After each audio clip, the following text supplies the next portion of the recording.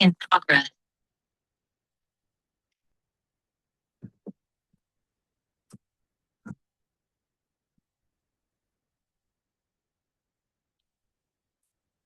कल हम लोगों ने जो चीज़ें कवर की थी, वो आप लोगों को पता है कि उसके अंदर 2 मेजर पोर्शंस आ रहे थे। एक आपके अपर लिम्ब का सारी की सारी इन्वॉल्वमेंट थी, जिसके अंदर हमने रिस्ट ब्रेकियल प्लेक्सिस को एक बार दोबारा रिपीट किया था। तो आज हम जिस पोर्शन को डिस्कस करने जा रहे हैं, उसकी तरफ आते हैं सबसे पहले बच्चों। तो आपकी कल तकरीबन अपर लिम्ब की जो एनाटॉमी वाला पोर्शन था, वो मेजर पोर्शन हो चुका था। आज हम आपके एनाटॉमी के लिहाज से जो क्लिनिकल के अंदर जो क्वेश्चंस पूछे जाते हैं बच्चों, उसको देखेंगे कि उसके अंदर क्या चीज़ें आती हैं, ठीक है? अब सबसे पहले आज हम जो शुरू करने लगे हैं, वो है क्लेविकल का फ्रैक्चर, और उसके बाद दूसरी जो चीज़ें होती हैं कि मीडियल एपिकोंडालाइटिस और लेटरल एपिकोंडालाइटिस है क्या? जस्ट इमेजिन करें कि फॉर एग्जांपल क्लेविकल बोन के अंदर जो फ्रैक्चर के अंदर आपने चीज़ देखनी होती है, इसके अंदर है क्या? अगर फॉर एग्जांपल हम यहाँ पे बच्चों ये देखें कि ये आपका एक तरह का क्लेविकल है, ठीक है? ये आपका क्लेविकल है, इस तरह आप ये देख रहे हो। तो सबसे पहले बच्चों क्लेविकल के अंदर आपने ये कहना होता है कि ये आपकी मोस्ट कॉमन बोन होती है, जो कि चिल्ड्रन के अंदर जो है वो एक तरह का बर्थ ट्रॉमा के अंदर जो है वो एक तरह की फ्रैक्चर हो सकती है, नंबर 1, ठीक है? दूसरे नंबर पे आपने ये कहना है कि जैसे बच्चा गिरता है, ठीक है? जैसे बच्चा हाथ के पल जो है वो ज़मीन पर गिरा, तो वो ट्रॉमा लगा जनाब सीधा शोल्डर को, तो इसकी वजह से भी क्या हो सकता है, एक तरह का आपने कहना है क्लेविकल फ्रैक्चर हो सकती है। उसके बाद आपने कहना होता है कि बच्चों इसके अंदर हमने ये कहना होता है कि आपके 2 तरह के मेन पॉइंट्स होते हैं। एक होता है मीडियल एपिकोंडाइल और दूसरा होता है लेटरल वाला, यानी कि एक मीडियल पार्ट होता है, दूसरा कौन सा होता है, एक तरह का लेटरल पार्ट होता है, ठीक है? हो रही है लेक्चर में कुछ समझ नहीं, आवाज का इशू आ रहा है? हेलो,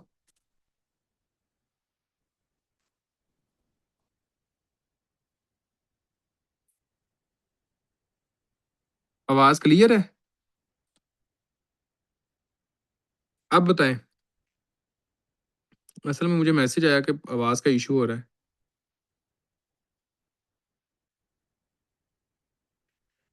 अब देखिएगा, अब ठीक है?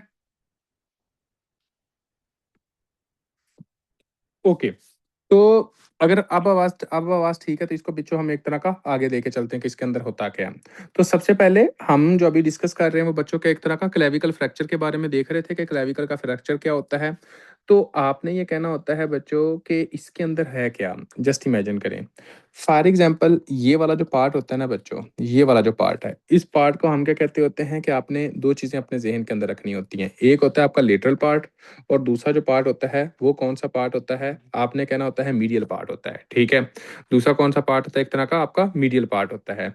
अब जो मीडियल पार्ट होता है वो कौन सी जगह पर होगा, और जो लेटरल पार्ट होगा वो कौन सी जगह पर होगा, इन दोनों को आपने डिफरेंशिएट करना है। सबसे पहले आपने कहना होता है कि आपका कौन सा ऐसा पार्ट होता है जो कि ऊपर की तरफ मूव करता है, और कौन सा ऐसा पार्ट होता है जो कि नीचे की तरफ मूव करता होता है, अगर ये क्लेविकल फ्रैक्चर होती है तो। अब देखें, अगर हम ना क्लेविकल को बच्चों इस तरह देखें, ये आपकी क्लेविकल है, ठीक है? ये इस तरह आपकी क्लेविकल है।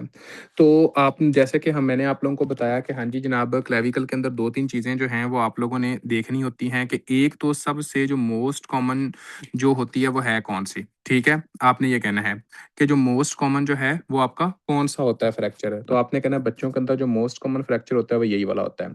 दूसरी बात, आपका मीडियल और लेटरल एपिकोंडाइल के एक जंक्शन होगा, मतलब कि जस्ट इमेजिन करें कि अगर ये एक बोन है, ठीक है? ये आपकी एक तरह की एक बोन है।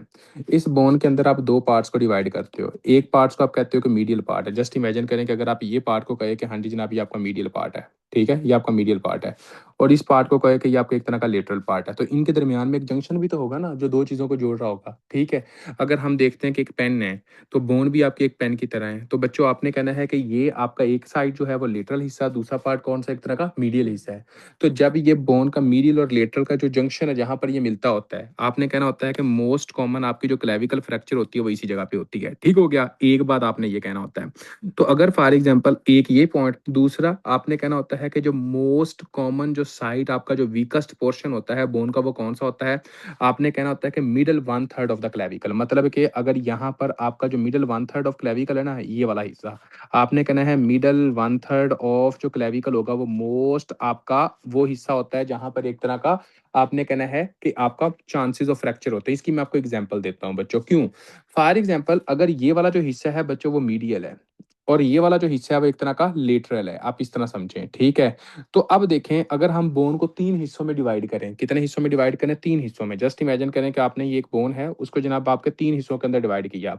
एक हिस्सा बच्चों आपने ये कह दिया कि ये है, दूसरा ये है और तीसरा ये है, ठीक है? तीसरा ये 1, 2 और ये 3। अब ये जो मिडल वाला है, ये क्या आपका एक तरह का मिडल वाला हिस्सा वो है जहाँ पर आपका मीडियल और लेटरल दोनों आपस में मिल रहे हैं। ऐसे ही है? मिडल वाला वो है जहाँ पर मीडियल और लेटरल आपस में मिल रहे हैं। तो इसको आप क्या कहेंगे? इसका दूसरा नाम हो सकता है कि ये मिडल 1/3 है। ये कौन सा एक तरह का मिडल 1/3 है, यानी कि ये मिडल जो है वो आपका तीसरा हिस्सा है, पूरे हिस्से के 3 हिस्सों का ये तीसरा हिस्सा है। तो जब ये आपका मोस्ट कॉमन जो होती है यहाँ पर एक तरह का फ्रैक्चर होता है, और ये जो मिडल 1/3 हिस्सा होता है ये किससे मिलके बना हुआ होता है? ये मिलके बना हुआ था आपका मीडियल और लेटरल पार्ट से। समझ आई कि नहीं आई? तो आपने कहना है कि ये मीडियल और लेटरल पार्ट दोनों से मिलके बना हुआ होता है बच्चों। कोई ऐसा बच्चा जिसको इस बात की नहीं समझ आई, वो बंदा क्वेश्चन पूछ सकता है, ठीक है? अब मैं दोबारा बता देता हूँ, जैसा कि फॉर एग्जांपल बच्चों इस क्लेविकल की बोन को आप इधर से देखते हो, अब आप पिक्चर के अंदर देखो, ठीक है? तो अब अगर फॉर एग्जांपल आप क्लेविकल की बोन को इधर पिक्चर में देखो, ये कहाँ से टूट रहा है? ये सेंटर में टूट रहा है। तो सेंटर कौन सा हिस्सा हुआ? सेंटर मिडल, ठीक है? तो ये आपने कहना है कि ये मिडल 1/3 हिस्सा है, ये वो हिस्सा है जो कि जनाब आपने ये कहना होता है कि एक तरह का बच्चों आपको ये पता होना चाहिए कि ये वो हिस्सा होगा जो कि आपका एक तरह का मतलब कि आपने इस तरह देखना होता है कि जो हिस्सा आपका बच्चों फॉर एग्जांपल मतलब कि मोस्ट कॉमन जो होता है वो एक तरह का ससेप्टिबल टू फ्रैक्चर है। यहाँ तक कोई ऐसा बच्चा जिसको ना पता चला हो? Hello hello hello hello hello. उसके बाद देखें, आपने ये कहना होता है बच्चों कि जो आपका अगर फॉर एग्जांपल यहाँ पे हमने देखा, ठीक है बच्चों, आवाज आ रही है? यहाँ तक क्लियर है? अब देखें ये सेंटर से टूट रहा है।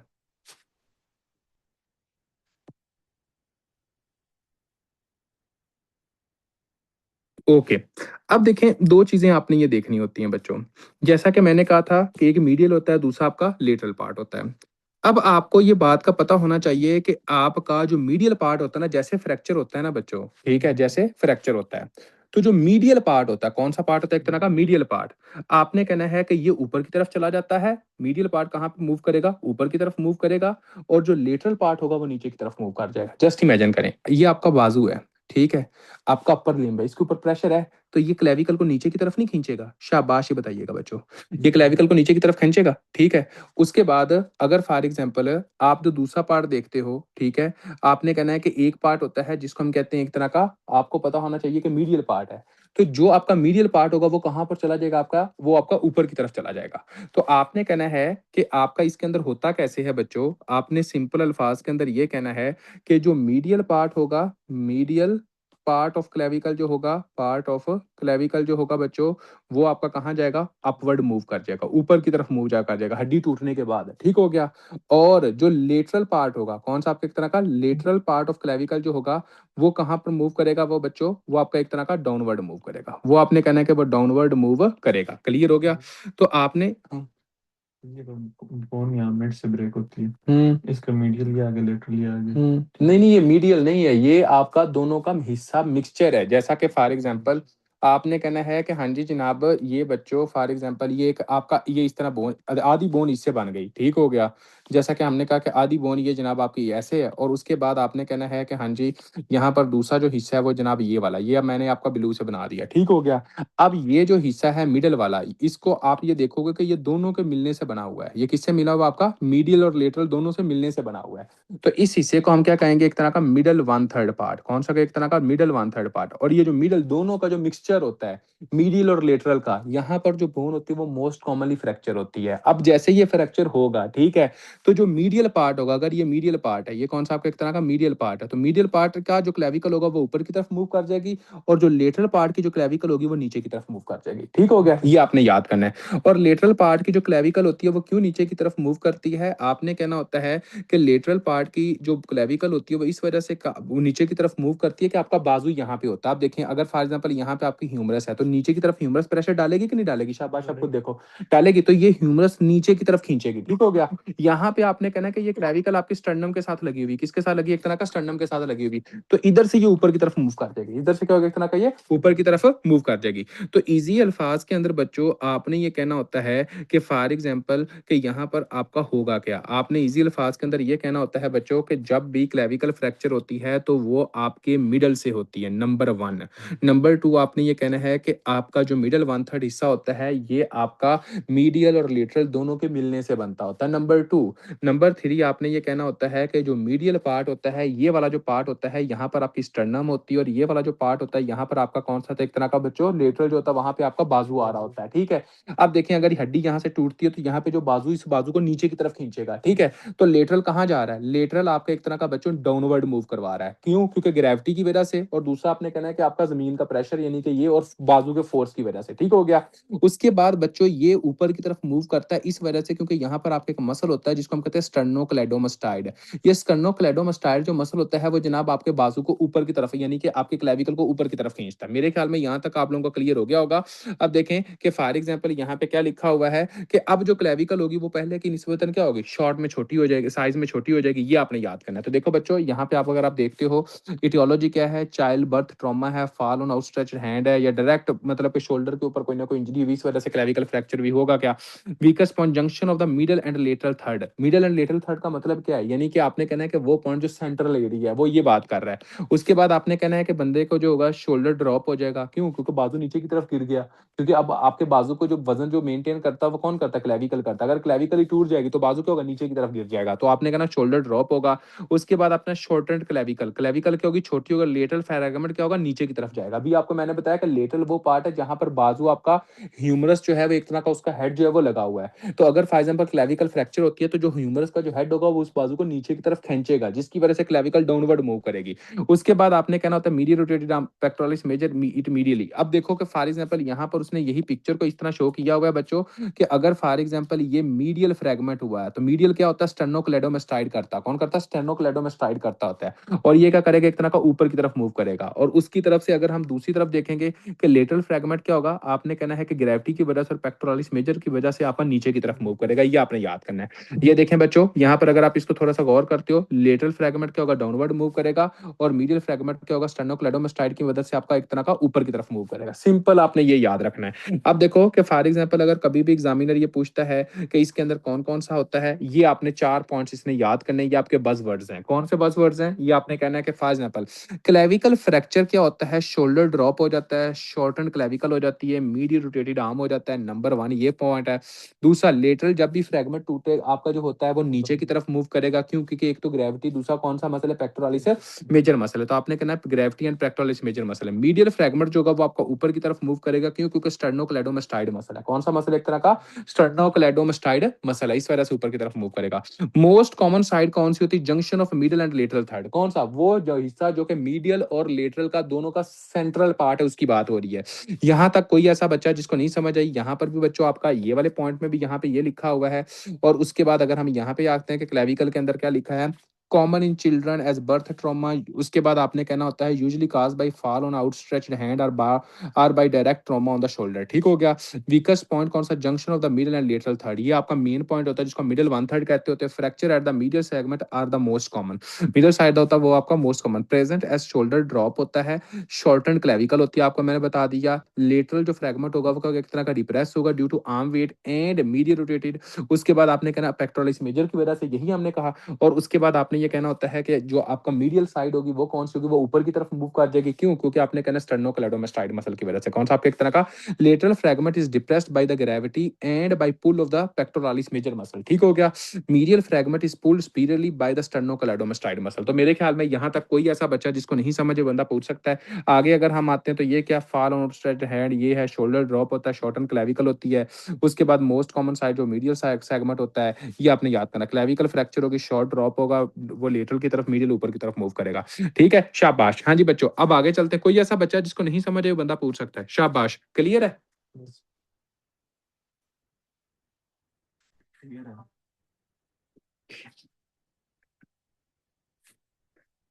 अच्छा बच्चों,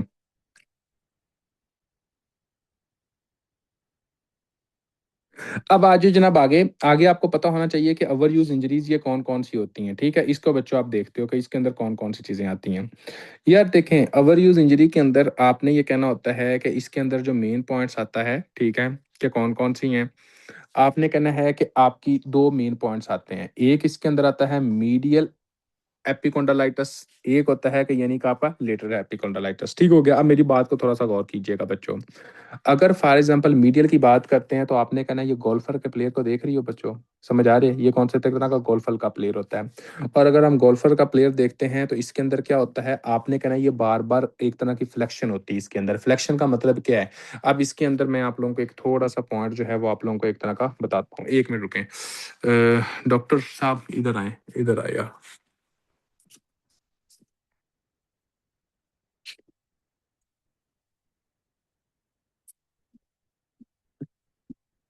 तुम इस तरह इतना एक्टिव होके बैठोगे, इसके बाद तुमने डिनर करना है, ठीक है। हाँ हाँ। अब देखो फॉर एग्जांपल, कैमरा नहीं है एक बार कैमरा ऑन कर लेना। किसी और जगह से। अब देखो कि फॉर एग्जांपल बच्चों इसके अंदर है क्या, आपने ये कहना है कि एक तरह का, जस्ट इमेजिन करें कि आप लोगों को बैक कैमरा करना है भाई। अब देखो फॉर एग्जांपल ये इस तरह पकड़ो यार, ठीक है। अब अगर एक तरह का, अगर ये फॉर एग्जांपल एक तरह का, ये आपने इस तरह समझना है कि ये एक तरह का बैट है, ठीक है। अगर फॉर एग्जांपल इसको इस तरह आप करते हो, यानी कि ऊपर की तरफ लेके जाते हो, ठीक है, ये इसी तरह जाएगा ना। अगर ये गोल्फर के जो प्लेयर होते हैं वो क्या करते हैं, एक तरह का इसको, ये इधर से देख लो, उधर ना देखो, इधर से इसको ऊपर की तरफ मूव करते हैं। अब जैसे ये ऊपर की तरफ जाता है, भाईजान इतना करते रहो। अब देखो इसके अंदर क्या होगा, जो डिस्टेंस होगा बच्चों, एक तरह का ये फ्लेक्शन हो रही है, ये एक तरह की एक तरह की फ्लेक्शन हो रही है, ठीक है। क्यों फ्लेक्शन क्यों हो रही है, आपने कहना होता है कि इसके अंदर के एक तरह का ये इस तरह मूव कर रहा है।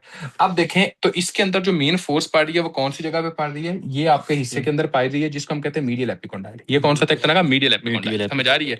तो आपने कहना है कि ये वाला जो हिस्सा होता है उसको हम कहते हैं मीडियल एपिकोंडाइल है, ठीक है, नंबर वन। उसके बाद आपने कहना है कि इसके अंदर अगर ये गोल्फ का प्लेयर होगा वो क्या करेगा, एक तरह का ये इस तरह करेगा, ठीक है। ये आपका बाजू इधर जा रहा है, तो ये फ्लेक्शन हो रही है। तो मीडियल एपिकोंडाइल के अंदर जो आपका जो लिगामेंट होता है वो कौन सा होता है, आपने कहना है कि आपके फ्लेक्सर लिगामेंट होते हैं। कौन सा, एक तरह का फ्लेक्सर लिगामेंट होते हैं, ठीक है। तो अगर फॉर एग्जांपल ये बार बार एक तरह का गोल्फर का कोई प्लेयर होगा, ठीक हो गया, और उसके अंदर आप ये देखो वो बार बार इसी तरह करता रहेगा, तो इसके नतीजे में क्या होगा, आपने कहना है कि जैसे जैसे ये बार बार करेगा तो यहाँ पर मीडियल एपिकोंडाइल के ऊपर इन्फ्लेमेशन हो सकती है, ठीक हो गया। जिसको हम कहते हैं कि जब यहाँ पे इन्फ्लेमेशन हो सकती है इसको हम कहते हैं मीडियल एपिकोंडालाइटिस। क्या कहते हैं, एक तरह का मीडियल एपिकोंडालाइटिस, ठीक होगा बच्चों। तो आपने कहना है अगर कभी भी एग्जामिनर ये पूछे कि जो मीडियल एपिकोंडालाइटिस होता है वो क्यों होता है, आपने कहना गोल्फर के प्लेयर में हो सकता है। आपने कहना कि बार बार जो होती है वो जब फ्लेक्शन होती है तब हो सकती है, ठीक है, इसको आपने कहना है। अब देखें अगर फॉर एग्जाम्पल एक ऐसा प्लेयर है जिसको आपने कहना है कि हाँ इस तरह, मतलब कि एक टेनिस का प्लेयर है, ठीक है। अब देखो जो टेनिस का प्लेयर होता है उसके अंदर क्या होता है, टेनिस के प्लेयर के अंदर आपने कहना है कि वो इस तरह मूव करता है, ऐसे ही है। वो जब ऐसे मूव करता है तो आपने कहना है आराम से तू करा। अब देखें ये आराम से करो, हाँ ये इस तरह मूव कर रहा है, तो जैसे ही आप क्या कर रहे हैं, आपकी एक तरह की एक्सटेंशन हो रही है और थोड़ी सी फ्लेक्शन भी हो रही है। लेकिन मेनली क्या हो रही है, एक तरह की एक्सटेंशन हो रही है, फ्लेक्शन आपकी थोड़ी हो रही होती है अगर आप अपनी बॉडी पे करें। तो जितनी ज्यादा फोर्सफुल एक्सटेंशन, बार बार रेपिटेटिव आपकी एक्सटेंशन हो रही होगी, तो इसके नतीजे में क्या होगा, आपने कहना है कि यहाँ पर जो लेटरल एपिकोंडाइल होगा उसकी इन्फ्लामेशन हो जाएगी। किसकी इन्फ्लामेशन होगी, आपकी एक तरह की बच्चों, आपने कहना लेटरल एपिकोंडाइल की इन्फ्लामेशन हो जाएगी। और लेटरल एपिकोंडाइल के ऊपर जो आपके लिगामेंट पाए जाते हैं वो आपके फ्लेक्सर नहीं बल्कि आपके एक्सटेंसर लिगामेंट होते हैं। कौन से लिगामेंट होते हैं, आपके एक तरह के एक्सटेंसर लिगामेंट होते हैं। तो अगर फॉर एग्जांपल आपसे कोई बंदा ये पूछे कि एक ऐसा प्लेयर है जो कि टेनिस खेलता है, तो टेनिस वाला जो प्लेयर होगा उसके अंदर आपका कौन सी इन्फ्लामेशन होगी, तो आपने क्या कहना है, लेटरल एपिकोंडालाइटिस, ठीक हो गया। और अगर ये कहा जाए कि एक बंदा जो गोल्फ खेलता है उसके अंदर कौन सी होगी, मीडियल एपिकोंडालाइटिस। अगर ये कहा जाए कि हाँ जी जनाब जो मीडियल एपिकोंडालाइटिस होते हैं वहां पर आपके कौन से आपके लिगामेंट होते हैं, तो आपने क्या कहना है, फ्लेक्सर लिगामेंट होते हैं। अगर ये कहा जाए कि लेटरल एपिकोंडालाइटिस ये एक तरह का वो बंदा जो टेनिस खेलता है उसके अंदर कौन से लिगामेंट होते हैं, आपने कहना एक्सटेंसर लिगामेंट होते हैं, ठीक है। तो ये आपने चीजें अपने जहन के अंदर रखनी है, ये आपको पता होनी चाहिए। अभी अब हम आगे आते हैं और आगे देखते हैं कि आगे इसका बैक कैमरा बंद कर दो जाए। अब हम आते हैं आगे और आगे देखते हैं कि आगे की कौन सी कंडीशन है बच्चों। तो सबसे पहले हम लोगों को ये पता चला और इसके अंदर हमने ये देखा, और अभी हम बच्चों एक तरह का थोड़ा सा आगे मूव करते हैं और इसके अंदर देखते हैं कि आगे कौन कौन सी कंडीशन होती हैं बच्चों। तो होप सो आप लोगों को ये सारा समझ आ गया होगा कि ये किस तरह होता है। अब देखें, अब आपने ना ये सिर्फ इसको पढ़ना ही है, ये क्या है, मीडियल के अंदर क्या होता है बच्चों, मीडियल या फिर एक तरह का गोल्फर टेंडिनोपैथी, आपने repetitive wrist flexion, pain near medial epicondyle, यही हमने पढ़ा। तो टेंडन कौन सा होगा? Flexor region. कौन सा होगा? एक तरह का फ्लेक्सर रीजन, आप ये देखते हो। उसके बाद आपने कहना है फ्लेक्सर रीजन टेंडन हो रहा है, और उसके बाद दूसरी तरफ क्या है, ये देखें, ये अगर फॉर एग्जांपल कोई बंदा ऐसा है जो टेनिस खेल रहा है, टेनिस के अंदर क्या हो रहा है, आपने कहना है रेपिटेटिव रिस्ट एक्सटेंशन होती है इसके अंदर, और आपने कहना है पेन नियर लेटरल एपिकोंडाइल होता है। टेंडन इन्वॉल्व कौन सा होता है? Extensor carpi radialis brevis. तो आपने कहना है कि इसके अंदर जो आपका टेंडन इन्वॉल्व होता है वो कौन सा होता है? आपने कहना है कि एक्सटेंसर कार्पी रेडियालिस ब्रेविस, यानी कि आपका एक्सटेंसर जो टेंडन होता है वो आपके एक तरह का इन्वॉल्व होता है बच्चों। यहाँ पर भी आपने कहना एक्सटेंसर कार्पी रेडियालिस है। यहाँ पर देखो बच्चों को यहाँ पे क्या लिखा हुआ है कि आपका गोल्फर या मीडियल एल्बो के अंदर मीडियल एपिकोंडाइल इन्वॉल्व होता है, इसके अंदर लेटरल एपिकोंडाइल इन्वॉल्व होता है। ये कब होती है? रिस्ट की फ्लेक्शन के अंदर, ये कब होता है? रिस्ट की एक्सटेंशन के अंदर। यहाँ पर फ्लेक्सर रीजन है, यहाँ पर कौन सा एक तरह का एक्सटेंसर कार्पी रेडियालिस ब्रेविस है। ठीक हो गया बच्चों। ये किन में देखते हैं? गोल्फ के प्लेयर के अंदर देखते हो, ये किसमें? टेनिस। और उसके बाद आपने कहना होता है कि एक तरह का टूल्स हो गया, फिर एक तरह का मतलब कि आपने कहना बैक हैंड स्पोर्ट्स, उसके अंदर आपका ये रोल अदा करता है। ये मैंने आपको बताया। उसके बाद अगर आप इसकी दूसरी तरफ समरी देखें, ये पूरी की पूरी क्या है? रेपिटेटिव रिस्ट फ्लेक्शन, आपने कहना गोल्फर है। एक्सटेंशन आपने कहना है टेनिस एल्बो है। पेन नियर मीडियल एपिकोंडाइल, आपने कहना गोल्फर है। उसके बाद pain on the lateral epicondyle, आपने कहना है कि आपकी एक तरह की टेनिस है। कॉमन फ्लेक्सर रीजन है, कॉमन एक्सटेंसर कार्पी रेडियालिस ब्रेविस है, गोल्फ थ्रोइंग। उसके बाद आपने कहना है कि यहाँ पर आपने सेम टू सेम सारी बातें एक तरह की बताई हुई है बच्चों। ये था आपका एक तरह का मीडियल और लेटरल एपिकोंडाइलिटिस। कोई ऐसा बच्चा जिसको नहीं समझ है वो बंदा पूछ सकता है, वरना हम आगे कंटिन्यू करते हैं। जी बच्चों क्लियर है? शाबाश। हाँ जी। तो आपने कहना है कि हाँ जी जनाब, इसके अंदर ये सारी की सारी चीजें होती हैं। ठीक है। और आपका जो गोल्फर के अंदर जो टेंडन इन्वॉल्व होता है वो कौन सा होता है? फ्लेक्सर कार्पी रेडियालिस, मेनली फ्लेक्सर होता है। आपने कहना कॉमन फ्लेक्सर रीजन होते हैं। ठीक है, ये आपने याद करना है। आगे आ जाओ। आगे अब आप लोगों को पता होना चाहिए कि आगे कौन सी डिजीज है या आगे कौन सा हम पढ़ने लगे हैं इसके अंदर। देखो बच्चों, आगे आप लोगों को पता होना चाहिए कि फॉर एग्जाम्पल यहाँ पर हम पढ़ने लगे हैं एक तरह का आप लोगों को पता होना चाहिए कि मेटाकार्पल नेक फ्रैक्चर क्या होता है, यानी कि जिसको हम बॉक्सर्स फ्रैक्चर कहते होते हैं। ये कौन सी चीज है? देखें, सबसे पहले इस बंदे ने क्या काम किया है। ये बंदा जो है ये दीवार के ऊपर क्या कर रहा है? पंच कर रहा है। तो आपने कहना direct blow with the closed fist punching a wall. मतलब कि एग्जामिनर ये कहेगा कि आपके पास एक ऐसा बंदा आता है जिसके अंदर क्या होगा, उसने दीवार के ऊपर पंच किया। जैसे वो दीवार के ऊपर पंच करेगा तो इसके अंदर क्या होगा कि ये फिफ्थ जो आपकी जो मेटाकार्पल होगी, ठीक है, मेटाकार्पल जो होगी वो क्या होगी? एक तरह की यहाँ पर फ्रैक्चर हो जाएगी। ठीक है। तो आपने कहना है कि ऐसा बंदा जो कि आपसे अगर पूछा जाए कि उसने क्या काम किया है, कि उसने दीवार के ऊपर पंच किया और पंच करने के बाद उसकी जो फिफ्थ मेटाकार्पल जो है वो एक तरह की आपकी एक तरह की वो डैमेज हो गई है। ठीक है। और ये होते हैं, आपने कहना होता है कि फॉर एग्जाम्पल जो आपके बॉक्सर्स होते हैं उनके अंदर यहाँ पर हम नहीं देखते होते। बॉक्सर्स के अंदर कहाँ पर देखते हैं? कौन सी मेटाकार्पल बच्चों जहाँ डैमेज होती है? जो बॉक्सर्स होते हैं, ये आपके प्रोफेशनल के अंदर नहीं देखते। कब अगर फॉर एग्जाम्पल आप पंच मारो ना, अगर हम पंच मारे तो हम जब पंच मारते हैं तो आपने कहना होता है कि हम मारते हैं फिफ्थ के ऊपर, और यहाँ पर जो पंच होता है ये सही पंच नहीं होता। लेकिन जो बॉक्सर होगा जब वो मारेगा तो आपने कहना कि थर्ड और फोर्थ जो होगी ना वो लगेगा। तो आपने कहना कि थर्ड और फोर्थ जो होगा वो उसका एक तरह का मोस्ट कॉमनली होगा, लेकिन हमारे अंदर जो फिफ्थ होता है जो कि आपका एक तरह का अनप्रोफेशनल होता है। ठीक है। तो यहाँ पर होगा क्या, एग्जामिनर ये कहेगा कि आपके पास एक बंदा आता है और उस बंदे के अंदर आपने ये देखा कि उसने जनाब एक तरह का दीवार के ऊपर जो है वो एक तरह का पंच किया है। ठीक हो गया। और पंच करने के बाद उसकी जो फिफ्थ जो आपकी एक तरह की पेन होना शुरू हो गई है। ठीक है। वो ये है किस वजह से? तो पहले नंबर पे आपने कहना है कि इसके अंदर नेक को फिफ्थ मेटाकार्पल, कौन सी नेक का कहना है? फिफ्थ मेटाकार्पल कौन सी नेक का? ये याद कर लेना नेक का, क्योंकि एग्जामिनर बच्चा इस तो यही याद करता है कि फिफ्थ मेटाकार्पल डैमेज होती है, लेकिन वो ये याद नहीं करता कि मेटाकार्पल का कौन सा हिस्सा नेक है। आपने कहना जी नेक डैमेज होती है। ठीक है। आपको ये पता होना चाहिए। और वहां पर क्या होगी? एक तरह की पेन होगी, स्वेलिंग होगी, टेंडरनेस होगी। ठीक हो गया। ये आपने याद करना। तो बच्चों यहाँ पर अगर हम देखते हैं, also called the boxer's fracture caused by direct blow with the closed fist, आपने पता है most common seen in the fifth metacarpal, आपको पता है present with pain swelling and deformity over the fifth metacarpal and neck. Clear है? Fracture at the neck of the fifth metacarpal, आपने कहना है। तो इसको हम क्या कहते हैं? जब भी आपके फिफ्थ मेटाकार्पल की नेक फ्रैक्चर होगी तो इसका मतलब क्या है कि ये बॉक्सर्स फ्रैक्चर है, किसी को मुक्का शुक्का मार के आया। उसके बाद pain over the fifth metacarpal, आप ये देखोगे, स्वेलिंग यहाँ पे, टेंडरनेस देखते होते हो, आपने कहना होता है। उसके बाद बच्चों आपने कहना है कि डिफॉर्मिटी देख सकते हैं, मतलब आपका हाथ जो होगा मुकम्मल तौर पर सही तरह बंद नहीं होता, दर्द होती है। रिड्यूस हैंड ग्रिप, वो आपको पता है कि ग्रिप कम हो जाएगी क्योंकि दर्द होगी इस वजह से। ठीक है। यहाँ पे when you see a fracture on the neck of the fifth metacarpal after a punching injury, think boxer's fracture. तो अगर कभी भी एग्जामिनर ये कहे कि आपके पास एक बंदा आता है, उसने जनाब एक तरह का वाल के ऊपर पंच किया और उसके बाद जो है वो आपका फिफ्थ मेटाकार्पल जो है वो एक तरह की नेक जो है वो एक तरह की फ्रैक्चर हो गई है, तो इसका क्या हम क्या कहते हैं? आपने कहना इसको हम बॉक्सर्स फ्रैक्चर कहते होते हैं बच्चों। अब आप कैसे होता, पूछा कैसे जाता, ask about a history of the punching on object in a patient with the hand pain swelling over the fifth metacarpal. तो ये आपने कहना, और ये अनप्रोफेशनल के अंदर देखा जाता है, प्रोफेशनल के अंदर यहाँ पे पेन नहीं होती। अब हम आते हैं बच्चों आगे और यहाँ पर देखते हैं कि आपकी डी क्यूरियन टॉन्सिलोवाइटिस क्या होता है, डिप्टोराइन कॉन्ट्रैक्चर क्या होता है, गैंग्लियोनिक सिस्ट क्या होता है,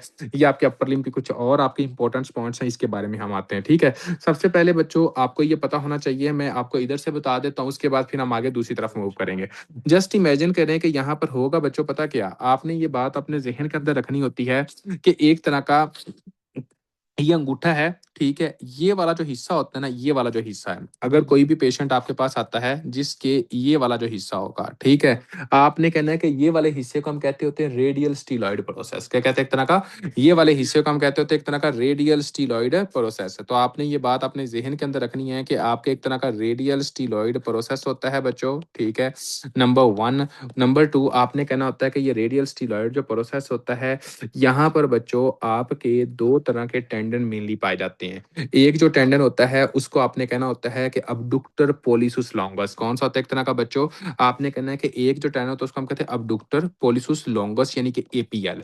दूसरा जो टेंडन होता है उसको हम कहते होते हैं एक्सटेंसर पोलिसुस ब्रेविस, क्या एक तरह का ईपीबी। एक दूसरा कौन सा होता है एक तरह का एक्सटेंसर पोलिसुस ब्रेविस। अब इस बात को थोड़ा सा गौर कीजिएगा बच्चों कि फॉर एग्जांपल अबडक्टर पोलिसुस लॉन्गस और उसके बाद एक्सटेंसर पोलिसुस ब्रेविस है, ठीक है।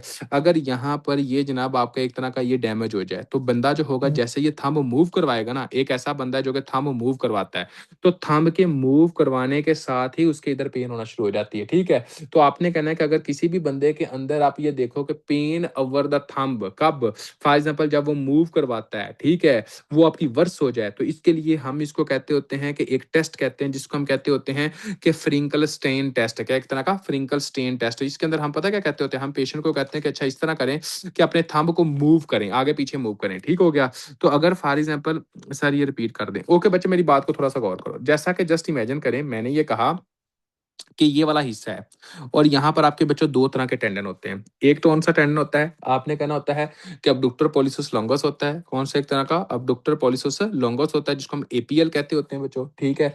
और दूसरा कौन सा होता है, आपने कहना एक्सटेंसर पॉलिसस ब्रेविस होता है। ये दो तरह के टेंडन होते हैं, अबडक्टर पॉलिसस लॉन्गस और आपने कहना एक्सटेंसर पॉलिसस ब्रेविस, ठीक हो गया। अब होगा क्या, अगर यहाँ पर ये टेंडन जो है वो एक तरह की उनकी इन्फ्लामेशन हो जाए, क्या एक तरह की इन्फ्लामेशन हो जाए, तो उसके नतीजे में क्या होगा, आपने कहना होता है कि ये दोनों टेंडन आपका जो पार्ट होते हैं वो एक्सटेंसर रेटिनाकुलम का होता है, फ्लेक्सर रेटिनाकुलम का नहीं होते, ठीक हो गया। आपने कहना है ये दोनों पार्ट आपका एक्सटेंसर रेटिनाकुलम का होता है, यहाँ पे आपने लिखना है कि ये एक्सटेंसर रेटिनाकुलम का पार्ट है, ठीक हो गया बच्चों। अब देखें ये इन्फ्लेम हुए, अब यहाँ पे इस पेशेंट को हम कहेंगे कि थंब को आगे पीछे मूव तो जरा करो, तो इसके अंदर क्या होगा, इसको पेन होगी। तो थंब को मूव करवाने के साथ अगर यहाँ पर रेडियल स्टीलॉइड प्रोसेस के अंदर यहाँ पर पेन हो, तो इस टेस्ट को जो हम कहते होते हैं, आपने कहना फ्रिंकल स्टेन टेस्ट कहते होते हैं। क्या कहते हैं इतना का? फ्रिंकल स्टेन टेस्ट कहते होते हैं, ठीक हो गया बच्चों। और ये जो फ्रिंकल स्टेन टेस्ट होता है ये उन लोगों के अंदर बहुत ज्यादा पॉजिटिव होता है जो बच्चों के एक बार उठाते हुए दर्द हो सकती है, मतलब आपने बच्चों को उठाया, ठीक है, तो आपके यहाँ पर प्रेशर पड़ा, ठीक है, आप ये देख सकते हो। उसके बाद आप ये कह सकते हैं कि गोल्फर के जो प्लेयर होते हैं उनके अंदर भी इशू हो सकता होता है। तो सिंपल सी बात है, आपने ये कहना होता है कि इसको हम डी क्यूरियन टॉन्सिलाइटिस कहते होते हैं। अब हम इस सारे को पढ़ते हैं, देखें बच्चों, non inflammatory thickening of the abductor pollicis longus and extensor pollicis brevis, pain और tenderness over the radial styloid. तो बच्चों हमने यही पढ़ा कि हाँ जी जनाब, जो रेडियल स्टीलॉइड प्रोसेस होता है इसके अंदर बंदे को पेन होती है, क्यों? क्योंकि आपका अबडक्टर पॉलिसस आपका लॉन्गस और उसके बाद एक्सटेंसर पॉलिसस जो ब्रेविस होता है उसके अंदर प्रॉब्लम होता है। Finkelstein test, pain at the radial styloid with active और the passive stretch of the tendon, thumb tendon. तो आपने कहना है कि जैसे ही हम थंब को जो है वो मूव करवाते हैं तो इसके नतीजे में क्या होगा कि आपकी एक तरह की पेन होगी। उसके बाद high risk in new mother, आपने कहना है लिफ्टिंग बेबी, उन लोगों के अंदर ज्यादा चांस होता है, ये आपने कहना है। उसके बाद pain over radial styloid worse with thumb movement or gripping, Finkelstein test is a diagnostic, ये आपने याद करना होता है बच्चों। यहाँ पर आप यहाँ पे आते हैं तो आप क्या बढ़ते एक तरह का कौन सा बच्चों है, यहाँ पे देखें non inflammatory thickening of the abductor pollicis longus and extensor pollicis brevis. तो आपने कहना है कि अबडक्टर अबडक्टर पॉलिसिस लॉन्गस और उसके बाद आपका एक्सटेंसर पॉलिसिस ब्रेविस जो होता है, अगर उसके अंदर क्या होता है, एक तरह का प्रॉब्लम होता है। उसके बाद पेन और tenderness over the radial styloid process होता है, इसको हम कहते हैं फ्रेंकल स्टेन टेस्ट, इसके अंदर पॉजिटिव होता है। और ये कब होता है, जब बच्चे को माँ उठाती है, इस वजह से ये हम देख सकते हैं बच्चों। तो ये जनाब इसकी एनाटॉमी है, ये सारा कुछ हमने देख लिया। ये इसके ऊपर जो शीट है ये कौन सी होती है, एक्सटेंसर रेटिनाकुलम की होती है। उसके बाद आपने कहना होता है कि इसके अंदर क्या है, एक तरह का एक्सटेंसर पॉलिसिस ब्रेविस और आपका एक तरह का अबडक्टर पॉलिसिस जो होता है वो एक तरह का लॉन्गिस है। ये आपका एक तरह का इन्वॉल्व होता है बच्चों। कोई ऐसा बच्चा जिसको नहीं समझ आई वो बंदा पूछ सकता है। शाबाश यानीमान जी। हाँ जी, क्लियर है। जी सर।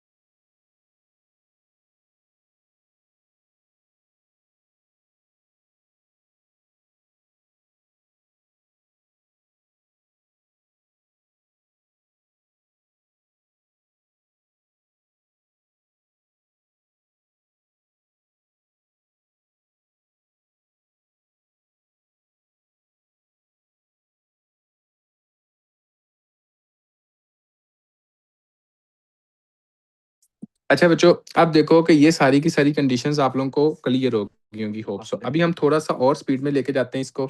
अब ये होता है ना बच्चों, फॉर एग्जांपल एक पेशेंट, वो पता क्या कहेगा कि आपके पास एक पेशेंट आया है, उस पेशेंट की जो एज है ना वो 50+ है, ठीक है। वो कहेगा एक पेशेंट है जिस पेशेंट की जो एज है वो एक तरह की बच्चों 50+ है। अब देखो, अब यहाँ पे क्या हो रहा है, ये हिस्सा आपकी ये लिटिल फिंगर है बच्चों, ठीक है। उसके बाद ये आपकी रिंग फिंगर है, ठीक है। उसके बाद आपने ये कहना होता है कि आपकी बिग फिंगर है, ठीक है। और उसके बाद बच्चों पता क्या कहेगा कि एक पेशेंट है जिसके अंदर ये आपका इसके अंदर प्रॉपर फ्लेक्शन है नहीं हो रही, कि एक तरह की प्रॉपर फ्लेक्शन है ये बंद नहीं हो रही, ये इस तरह हो रही है। ये क्यों हो रही है? तो आपने कहना होता है कि आपकी एक तो जैसा कि मैंने बताया कि आपकी लिटिल फिंगर, दूसरी आप मैंने जैसा कि बताया कि आपकी एक तरह की रिंग फिंगर हो गई। उसके बाद आपकी कौन सी होगी, एक तरह की लिटिल फिंगर हो गई, ठीक है। उसके बाद आपने कहना है कि इसके अंदर होता क्या है, इसके अंदर बच्चों आपने कहना है कि यहाँ पर फाइब्रोसिस हो जाती है, यानी कि ये जो बेस होती है ना, ये वाला जो हिस्सा है जहां से ये आपका शुरू होता है, यहाँ पर आपने कहना होता है कि आपकी नोड्यूल्स कोड, यानी कि आपने कहना होता है कि जो फ्लेक्शन करवाते हैं ना, यानी कि फ्लेक्स करवाते हैं आपको, ये आप हाथ बंद करते हो तो कैसे क्यों करते हो, क्योंकि आपके हाथ की अंगूठी जो आपके हाथ जो जो फिस्ट है वो एक तरह का फ्लेक्स हो रही है, आपकी हाथ की फिंगर्स के एक तरह की फ्लेक्स हो रही है। तो अगर यहाँ पर जो फ्लेक्सर मसल है, यानी कि जो फ्लेक्सर वाली ये जो शीट होती है, अगर यहाँ पर एक तरह की फाइब्रोसिस हो जाए, नोड्यूल्स हो जाए, को आपने कहना है कि फाइब्रोसिस हो जाए, तो क्या ये आपकी फिंगर्स जो होंगी एक तरह की प्रॉपर बांध हो सकेंगी? शाबाश, ये बताइएगा बच्चों। नहीं हो सकेंगी। तो आपने कहना है कि बेसिकली जो आपका सुपरफिशियल पाल्मर फेशिया होता है ना, यानी कि ये जो पाल्मर फेशिया होता है, ठीक है, यहाँ पर आपने कहना है कि फाइब्रोसिस हो जाती है, नोड्यूल्स हो जाते हैं, हार्डनिंग हो जाती है, जिसकी वजह से हम क्या देखते होते हैं कि आपका हाथ जो होता है वो प्रॉपरली बंद नहीं होता। जब आपका हाथ प्रॉपरली बंद नहीं होता तो इसके नतीजे में हम क्या देखते हैं कि आपकी ये वाली फिंगर और ये वाली फिंगर, ठीक हो गया, आपने कहना है कि ये हाथ बंद नहीं करवाती, बल्कि ये एक तरह का आपने कहना है कि हाथ बंद करने में प्रॉब्लम आती है, और इसके अंदर एज जो होगी वो ज्यादा होगी। कभी भी एग्जामिनर इस तरह का क्वेश्चन पूछे तो आपने क्या कहना है कि ये क्या, आपने कहना है इस कंडीशन को हम कहते होते हैं डुप्ट्राइन कॉन्ट्रैक्चर। क्या कहते हैं? तरह का डुप्ट्राइन कॉन्ट्रैक्चर कहते हैं। और ये क्यों होती है? क्योंकि फिब्रोब्लास्ट की प्रोलिफरेशन होती है। ये एग्जाम के अंदर क्वेश्चन आता होता है। तो यहाँ पर देखो बच्चों कि क्या लिखा हुआ है, caused by fibroblast proliferation and thickening of the superficial palmar fascia, typically involve the fascia at the base कौन सा, रिंग एंड लिटिल फिंगर। तो बच्चों हमने यही कहा था कि रिंग लिटिल फिंगर और उसके बाद आपने क्या, एक तरह का रिंग फिंगर, इन दोनों का मेनली इन्वॉल्व होता है, दूसरे का थोड़ा सा इन्वॉल्व हो सकता है। दूसरा, most commonly in seen more than 50 years old,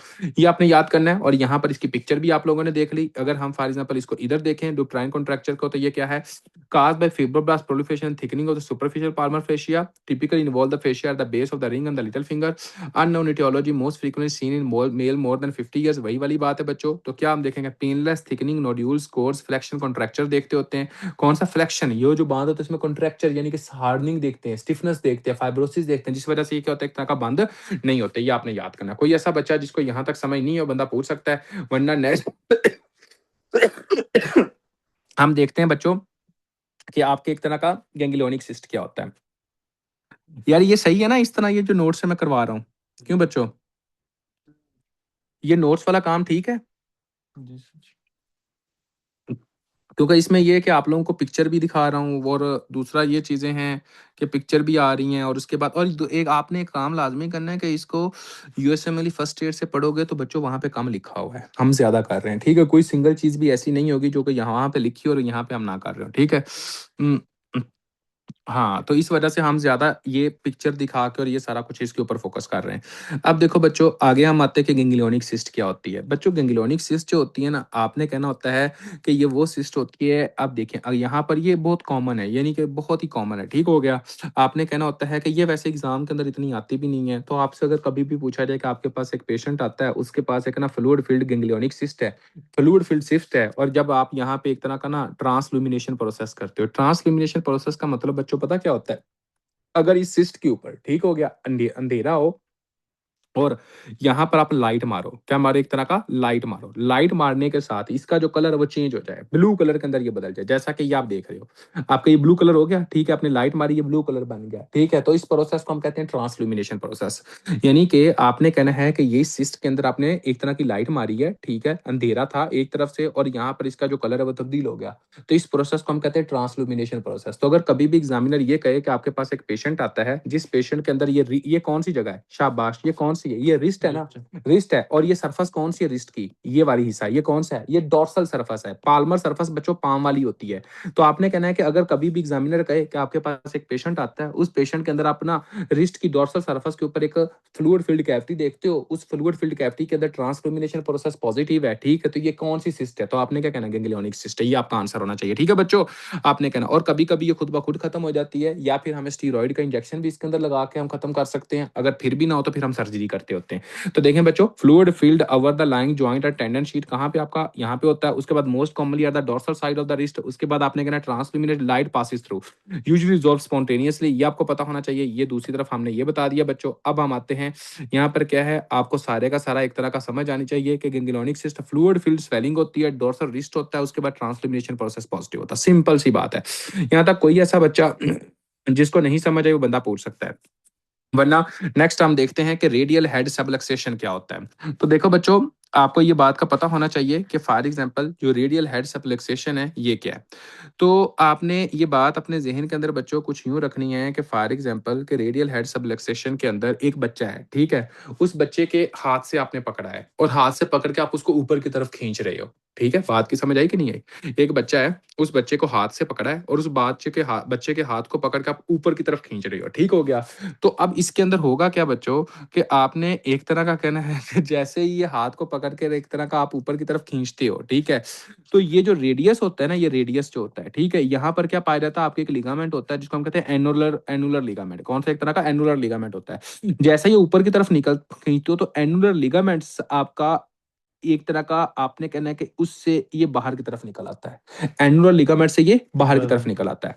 क्यों? ये आपका कौन सी बोन है? ये रेडियल बोन है, ठीक है? रेडियस बोन को आपने पकड़ा, इसको बच्चे को खींचा, ऊपर की तरफ उठाने लगे थे बाजू से पकड़ के, ठीक है? तो यहाँ से जो आपका एनुलर लिगामेंट होता है वो इधर से निकलता है और उसके बाद जो हेड ऑफ रेडियस होता है वहां पर चला जाता है। कहां पे जाता है? एक तरह का आपने कहना है हेड ऑफ जो रेडियस होता है वहां पर चला जाता है। तो इस कंडीशन को हम क्या कहते होते हैं? आपने कहना होता है, इसको हम कहते हैं आपका एक तरह का radial head subluxation. Radial head subluxation का दूसरा नाम ये होता है बच्चों नर्स मेड एल्बो। क्या कहते हैं? एक तरह का नर्स मेड एल्बो कहा जाता है, ठीक हो गया बच्चों? अब आप नर्स मेड नी भी पढ़ोगे आपके लोअर लिम्ब के अंदर, लेकिन अभी के लिए बस आपको इतना पता होना चाहिए कि हम इसको नर्स मेड एल्बो करते हैं। इसके अंदर जो एज होती है बच्चे की वो लेस देन 5 ईयर्स होती है, ये आपने कहना होता है, ठीक हो गया बच्चों? आपको ये पता होना चाहिए। उसके बाद यहाँ पर अभी हम थोड़ा सा गौर करें तो यहाँ पर क्या हो रहा है, ये क्यों होती है? यहाँ पे क्या लिखा हुआ है? Sudden pull on extended arm. Annular ligament क्या होगा, slip over the radial head. तो मैंने क्या कहा था कि अगर बच्चे को आप खींच के उठाते हो, मतलब कि इधर से आपने इस तरह पकड़ा, ठीक है, उसके बाद ऊपर उठाने लगे, ठीक है, तो इसके अंदर क्या होगा कि ये रेडियल का जो हेड होगा, यहाँ पर जो रेडियस बोन होगी, वो जनाब उसका जो लिगामेंट होगा वो इधर से ऊपर की तरफ चला जाएगा, और ये इधर से ऊपर की तरफ कहां जाएगा, रेडियल हेड के ऊपर चला जाएगा। और ये लिगामेंट का नाम क्या होता है, एनुलर लिगामेंट होता है। और ये किस में हम देखते हैं, बच्चे में देखते हैं। बच्चे की उम्र कितनी होती है, 5 साल से छोटी होती है। इसको हम क्या कहते होते हैं, नर्स मेड एल्बो भी कहा जाता है। ठीक हो गया बच्चों, ये आपने याद करना है। Sudden pull on the extended arm annular ligament slip over the radial head, ये आपने याद करना है। उसके बाद आपने कहना है कि यह आपकी पिक्चर बच्चों बनी हुई है, ठीक है, इसको रेडियल हेड सबलक्सेशन भी कहते होते हैं। तो पेशेंट कैसे आएगा, पेशेंट के अंदर आप जब देखोगे तो बच्चा जो होगा उसके अंदर आप क्या देखोगे बच्चों, आपने कहना होता है कि अगर फॉर एग्जांपल जिस बच्चे का आप एक तरह का, अगर इस तरह बच्चों बिल्कुल हाथ उसका ऐसे हो, जस्ट इमेजिन करें ये उसका हाथ ऐसे है, तो बच्चों ग्रेविटी की वजह से प्रेशर और नहीं पड़ेगा, पड़ेगा ना, पड़ेगा प्रेशर। तो जब ये प्रेशर और पड़ेगा तो पेन और नहीं होगी। तो ये बच्चा पता क्या करता है, दूसरे हाथ इसके नीचे कर देता है। जैसे दूसरा हाथ इसके नीचे करेगा तो इसका फायदा क्या होगा, ताकि इसको थोड़ा सा ऊपर की तरफ उठा सके, पेन कम हो सके। ठीक हो गया। तो इस कंडीशन को हम क्या कहते हैं, फ्लेक्स कहते हैं। जैसा कि फॉर एग्जांपल अगर एक बंदा है, उस बंदे की ग्रेविटी की वजह से ऐसे दर्द बाहर आ रही होगी, ठीक है, और अगर हम इसको ऐसे करेंगे तो पेन को एक तरह के बच्चों कम हो जाएगी, इसको हम कहते हैं फ्लेक्शन कहेंगे। ठीक है, तो आपने कहना है कि ये फ्लेक्सिंग पोजीशन में आता होता है, ये आपको पता होना चाहिए। ठीक है, ये आपने कहना है कि हाँ जी जनाब, और बच्चा किसी तरह का हाथ उस वक्त इस्तेमाल नहीं करता, तो ये आपने कहना है कि इसके अंदर है क्या। तो देखो बच्चों कि फॉर एग्जांपल की पॉइंट्स जो आप लोगों ने जो याद करने में, क्या एग्जामिनर कहेगा कि आपके पास एक बच्चा, और ये क्वेश्चन मैंने देखा है एग्जाम के अंदर भी, अभी नहीं इससे पहले, तो मैं आप लोगों के साथ इसको शेयर भी करूंगा। तो देखो बच्चों यहाँ पर क्या लिखा हुआ है, एक तरह का आपने कहना है कि एक एज ग्रुप होता है जिसमें आपने कहना चिल्ड्रन जो होते हैं वो लेस देन 5 ईयर्स होते हैं। उसके अंदर मैकेनिज्म क्या होता है कि सडन आप जो होता है वो आर्म को पुल करते हो, pathophysiology annular ligament slip over the head हो जाता है। पोजीशन कौन सी होती है, बच्चा जो होगा वो फ्लेक्स और प्रोनेटेड पोजीशन में होगा। क्यों, क्योंकि अगर एक्सटेंड होगा तो बच्चों उसको तो पहले दर्द हो रही है, ग्रेविटी की वजह से और दर्द होगी। उसके बाद आपने कहना most common elbow injury in young children, as क्या लेस देन 5, ये आपको पता होना चाहिए। ठीक है, कोई ऐसा बच्चा जिसको नहीं समझ आई वो बंदा पूछ सकता है। इसका दूसरा नाम क्या होता है, एक तरह का नर्स मेड एल्बो होता है, रेडियल सबलक्सेशन। ठीक है, उसके बाद आपने कहना होता है कि पुल ऑन द आर्म होता है, यानी कि झटका लगाया होता है बाजू के ऊपर। जब बच्चा आपके पास आएगा फ्लेक्स और प्रोनेटेड पोजीशन में आएगा, बच्चे की उम्र जो होगी वो एक तरह की आपने कहना है कि लेस देन 5 ईयर्स होगी। ठीक होगा बच्चों, ये आपने याद करना है। तो ये था बच्चों आप लोगों का एक तरह का नर्स मेड एल्बो। अब हम आते हैं बच्चों एक तरह का नेक्स्ट, और आप लोगों को पता होना चाहिए कि स्मिथ फ्रैक्चर और उसके बाद आपका एक तरह का कोलीज फ्रैक्चर क्या होता है। ठीक है बच्चों, अब इस बात को थोड़ा सा गौर कीजिएगा। अभी मैं आप लोगों ने कैमरा ऑन करवाता हूँ, उसमें आप लोगों को ये समझाता हूँ, आप लोगों को ये सारी की सारी चीजें जो होगी वो एक तरह की कवर हो जाएंगी बच्चों। ठीक है, इसको अभी हम आते हैं, जस्ट 1 मिनट जी। सहेब इधर आना एक बार।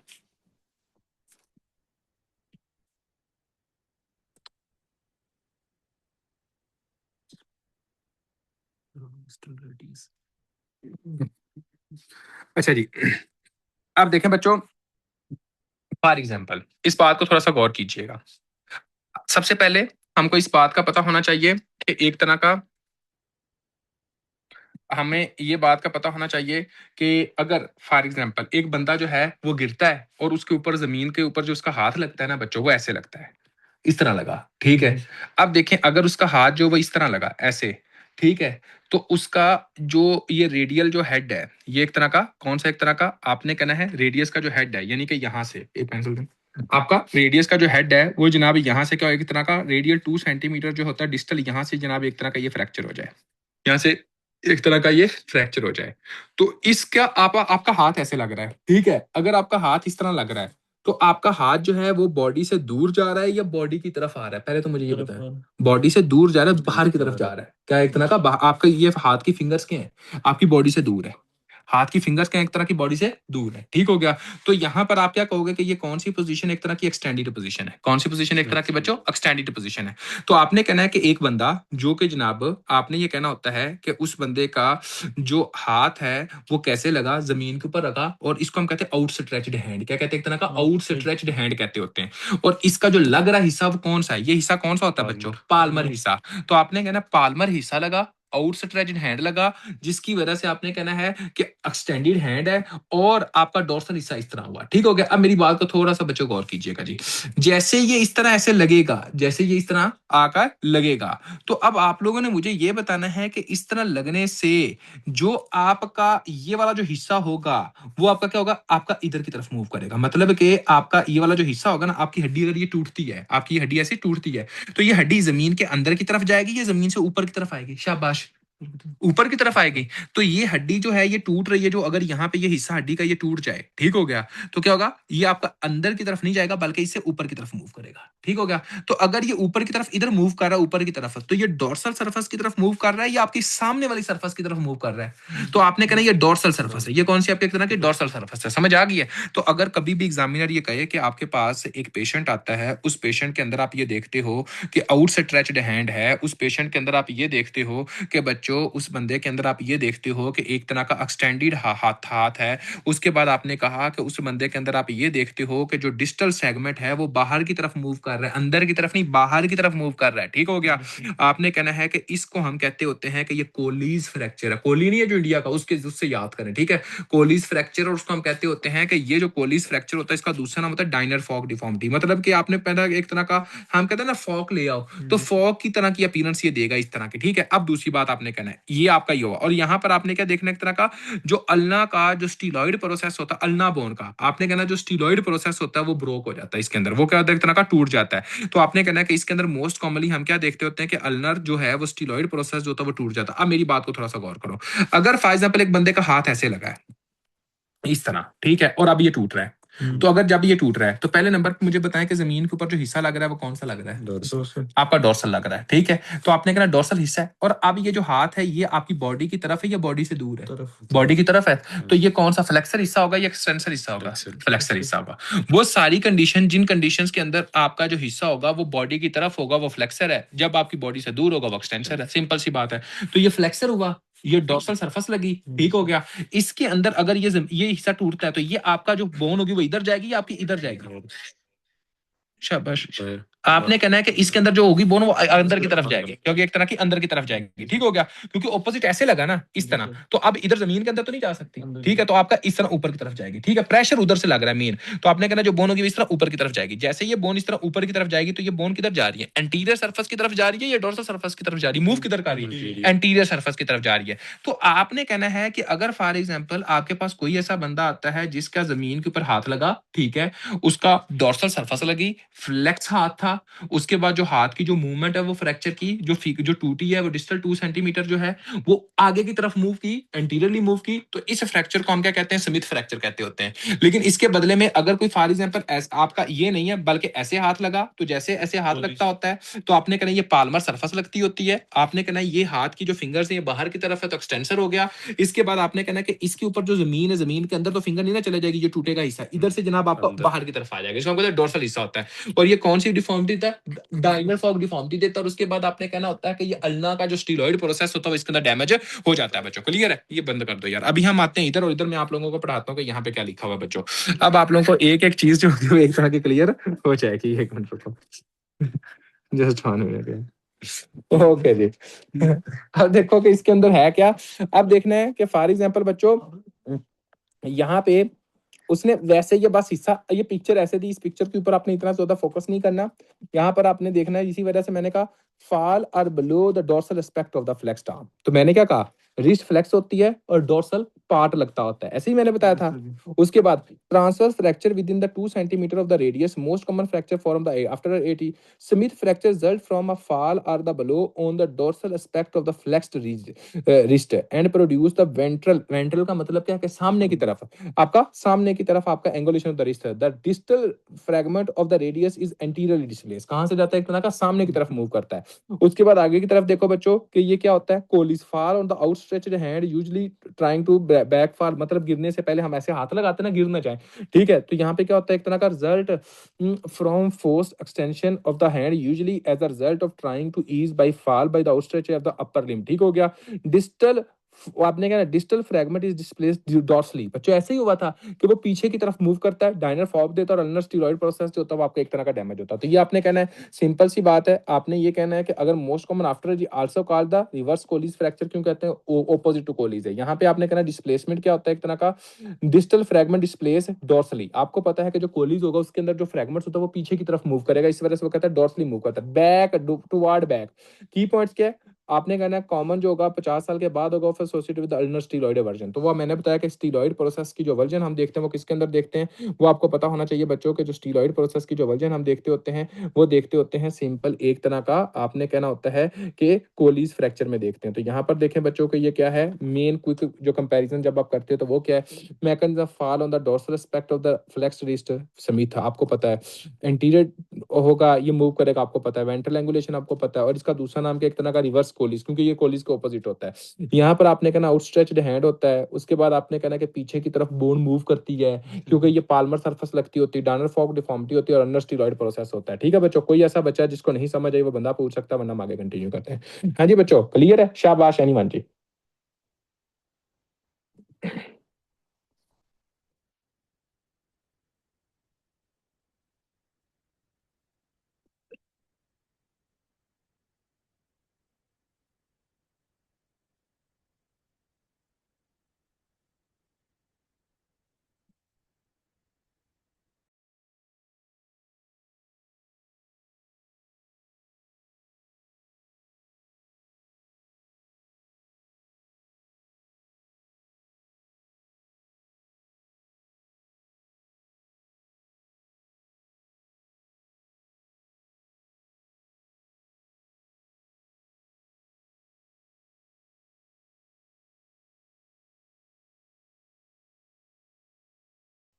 अच्छा बच्चों, अब हम आते हैं आगे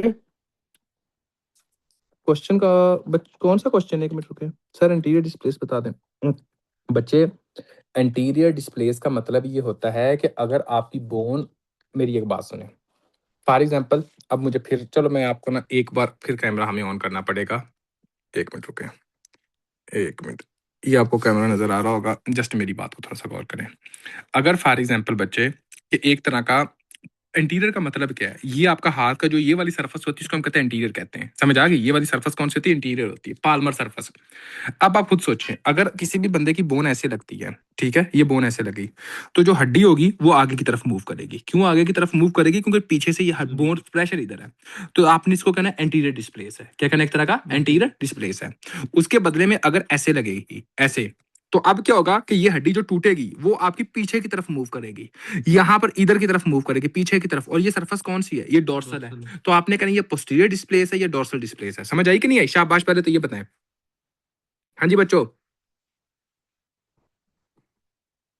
ओके। अब हम एक और चीज पढ़ने लगे हैं, वो क्या, अब मेरी बात को थोड़ा सा गौर कीजिएगा जी। यार ये कैमरे को ना एक बार पकड़ना और इसके ऊपर करना, ये मेरे हाथ के ऊपर, ठीक है। अब देखो मैं आपको ये दिखाता हूँ, अब हम एक फ्रैक्चर देखने लगे हैं। एक ये फ्रैक्चर क्या होता है, इसको हम कहते हैं कि आपकी एक तरह की डायनर फॉक डिफॉर्मिटी, ठीक है। ये आप देख रहे होंगे, आप कह रहे होंगे ये पता नहीं किस वजह से ये सर ने ली हुई है, पकड़ी हुई है, ठीक है। तो आपने ये पता करना है बच्चों के इसका पर्पस क्या होता है। आप इसको समझो कि ये एक बोन है, ठीक है। अब इस बोन को आप इस तरह समझते हो, ठीक है। अब आपने इसको थोड़ा सा फोकस करना है। अगर ये बोन है, आपका इमेज आपको क्लियर है, शाबाश, पहले मुझे बच्चे ये बताइएगा। नहीं पिक्चर्स क्लियर नहीं है, ये आप अपनी तरफ से करो, बड़ा बात है करो। हाँ हाँ, उसके बाद देखो। ओके, अब देखो बच्चों कि फॉर एग्जांपल अगर हम इसको इस तरह देखें, अब ये आपकी एक बोन है, ठीक हो गया। अब इस बोन को अगर फॉर एग्जांपल मैं इधर से प्रेशर किधर से लगा रहा हूँ, प्रेशर लगा रहा हूँ ये जहां पे मेरे अंगूठा है, समझ आ रही है, अंगूठा है। अब ये जब यहाँ पे प्रेशर लगा रहा हूँ, ठीक है, और उसके बाद अब ये देखो कि ऐसे हुआ, ठीक है, और ये जो फ्रैक्चर हुई वो किधर से हुई, मिड से। नहीं नहीं, फ्रैक्चर किधर से हुई, इधर से हुई या उधर से हुई, दूसरी तरफ से फ्रैक्चर हुई ना, दूसरी तरफ से फ्रैक्चर हो रही है, ये देखें ऐसे ही है। तो अब देखें, अब फॉर एग्जांपल ये फ्रैक्चर क्या होगी, इधर से होगी, फोर्स किधर से लगी, इधर से लगी। तो आपने कहना है कि कंप्रेशन इधर से है, ठीक है, और फ्रैक्चर सामने से है। तो ये जो फ्रैक्चर होता है इसको हम कहते हैं ग्रीन स्टिक फ्रैक्चर, क्या कहते हैं, एक तरह का ग्रीन स्टिक फ्रैक्चर कहते होते हैं। क्या ये कंप्लीट फ्रैक्चर है, ये देखें क्या पूरी पूरी टूटी है, नहीं ना। तो ये कौन सा हुआ, ये इनकम्प्लीट फ्रैक्चर हुआ। तो आपने कहना है कि ग्रीन स्टिक फ्रैक्चर वो फ्रैक्चर होता है जिसके अंदर आपने कहना है कि ये एक इनकम्प्लीट फ्रैक्चर है, ठीक हो गया। उसके बाद आपने कहना है कि ये पूरी बोन के अंदर ऐसे ही फैलता है। अब इसको जिस तरह मर्जी लेके जाओ, फॉर एग्जाम्पल ये बोन है तो ये ऐसे ही जाता जाएगा, ऐसा जाता जाएगा। तो ये आप क्या कहेंगे कि ये वो फ्रैक्चर एक्सटेंड टू बोन करता होता है। आगे समझ के नहीं है बच्चों। तो पहले नंबर पे आपने कहना है कि आपका जो ग्रीन स्टिक फ्रैक्चर होता है वो आपका इनकम्प्लीट फ्रैक्चर होता है। होता है, ठीक हो गया। उसके बाद आपने कहना होता है कि जहां पर जो कंप्रेशन लग रही है, ये साइड जो कंप्रेस मैंने किया था वो आपकी इंटैक्ट है। ऑपोजिट साइड क्या है, वो आपने कहना होता है कि हाँ जी जनाब वो आपकी टूट जाती है। और इस फ्रैक्चर को आप क्या कहते हैं बच्चों, एक तरह का ग्रीन स्टिक फ्रैक्चर कहते होते हैं। कोई ऐसा बच्चा है जिसको नहीं समझ आई वो बंदा पूछ सकता है। शाबाश एनी मानी, बच्चों क्लियर है? ओके जी। अब दूसरी तरफ आओ, अगर एक मिनट, अगर फॉर एग्जाम्पल बच्चों आप इसको देखो, ठीक है, जस्ट इमेजिन करें, अगर एक बंदा जो है, ये एक बंदे की बोन है, ठीक है, इस बंदे की बोन के अंदर अगर आप इस तरह प्रेशर डालो, ठीक है, अगर आप इस तरह प्रेशर डालते हो, जस्ट इमेजिन करें कि एक मिनट जी, ग्लास नहीं यार ग्लास नहीं, ये नाइट्रो वाला कोई और दूसरा डब्बा पड़ा होगा जो खाली होगा, ये इधर पकड़ाओ, ये खाली है, थोड़ी सी पी लो ना, थोड़ी ये दे दो, कोई नहीं, थोड़ी सी, कोई मसला नहीं है। बाहर गिरा दो मेरे से, पी लो साहब, थोड़ी सी है ना, बाहर गिरा दो थोड़ी सी। अब देखो बच्चों, आपने कहना है कि फॉर एग्जाम्पल अगर ये एक तरह का डब्बा है, ठीक है, आपने कहना है कि एक एक बाल्टी है, जस्ट इमेजिन करें, ठीक है, और इस बाल्टी के ऊपर आप जोर से प्रेशर लगाते हो, जैसे आप जोर से इस तरह प्रेशर लगाओ, ठीक हो गया, तो ये बाल्टी जो होती है वो बाहर की तरफ निकलती है कि नहीं निकलती? निकलती है ना। तो जहां से आप, यानी कि आपने ये कहना है कि जो हिस्सा जहां पर आपने कहना है कि फॉर एग्जाम्पल कंप्रेशन पड़ रही होती है, अगर आप देखो देखो कि वो कंप्रेशन, यहाँ पे कंप्रेशन अगर मैं डाल रहा हूँ ना बच्चों, ये वाला जो कंप्रेशन वाला हिस्सा होगा, ये आपका नैरो इस तरह हो जाएगा, फॉर एग्जाम्पल ऐसे हो जाएगा, ठीक है, ये इस तरह। अगर ये हिस्सा आपका नैरो हो गया कंप्रेशन की वजह से, तो ये क्या है, ये फूल गया, ऐसे ही हुआ ना। यानी कि जो नीचे वाला हिस्सा वो एक तरह का फूल गया, जहां पे आप प्रेशर पड़ता है, जहां पे फोर्स लगाते हो, जहां पे कंप्रेशन लगाते हो, वो नैरो हो गया। और उसके बाद ये वाला जो हिस्सा होता है, आपने कहना कि ये फूल जाता है, ठीक हो गया। तो आपने कहना है कि ये वाला जो हिस्सा जो इस तरह होता है, इसको हम कहते हैं कन्वेक्स पार्ट। और जो ऊपर वाला हिस्सा होता है उसको हम क्या कहते हैं, एक तरह का कनकेव पार्ट। क्या कहते हैं, एक तरह का कनकेव पार्ट। तो आपने कहना है कि इस पूरी की पूरी फ्रैक्चर को हम कहते होते हैं कि बच्चों एक तरह का टॉरुस फ्रैक्चर, या आप कहते हो कि बक्कल फ्रैक्चर। क्या एक तरह का बच्चों, टोरुस फ्रैक्चर, एक तरह का बक्कल फ्रैक्चर कहते होते हैं। तो बात करने का मतलब ये है कि अगर ये समझो कि ये जनाब आपकी एक तरह की क्या है, जस्ट इमेजिन करें कि आप बाल्टी समझ लें, ठीक है, और इसके ऊपर जनाब आपके एक तरह का प्रेशर पड़ रहा है। तो जैसे ये प्रेशर पड़ेगा तो आपने कहना है कि जो नीचे से जो हिस्सा होगा वो क्या होगा, उभार निकल आएगा। क्या निकलेगा, एक तरह का हिस्सा बाहर की तरफ आ जाएगा, जिसको हम कहते हैं उभार निकल आएगा। तो आपने कहना है कि ये बच्चे के अंदर हम देखते हैं कि अगर बच्चा कभी फॉर एग्जाम्पल ऐसे गिरा है, ठीक है, ऐसे ही गिरा है, जैसे ये मैं इस तरह देख रहा हूँ, ठीक है, अगर बच्चा इस तरह नीचे गिरा है, ठीक है, तो इसके अंदर क्या होगा कि बच्चे के ऊपर इस तरह फोर्स पड़ती है, ठीक है, जैसे ये पड़ेगी तो ये हिस्सा होगा एक तरह का बच्चों, आपने कहना है वो बाहर की तरफ निकल जाएगा, ठीक है, जिसको हम उभार कहते हैं। जिसके ऊपर कंप्रेशन होगी, जिसके ऊपर कंप्रेशन पड़ रही है, वो हिस्सा कनकेव होगा, और जिसके ऊपर फोर्स पड़ रही है उसको हम क्या कहते हैं, एक तरह का बच्चों, आपने कहना वो कन्वेक्स होगा। आई समझ के नहीं आई? इस हिस्से को अभी इसको बंद करो, अभी हम आते हैं आगे, और आगे देखते हैं कि आगे क्या सीन है। देखो बच्चों, आपको ये पता होना चाहिए कि फॉर एग्जाम्पल इसके अंदर हम क्या देखते हैं, एक तरह का green stick fracture, incomplete fracture, जो मैंने आपको दिखा दिया करके, ठीक हो गया। उसके बाद extend part way through the width of the bone, यानी कि ये आपका विड्थ ऑफ द बोन तक जा रहा होता है। Bone fails on tension side, उसके बाद आप कंप्रेशन साइड इंटैक्ट है। तो मैंने क्या कहा, जो जहां पर हमने फोर्स लगाई थी वो इंटैक्ट थी, लेकिन जहां फोर्स लग रही थी वो टूट गई थी, ऐसे ही था।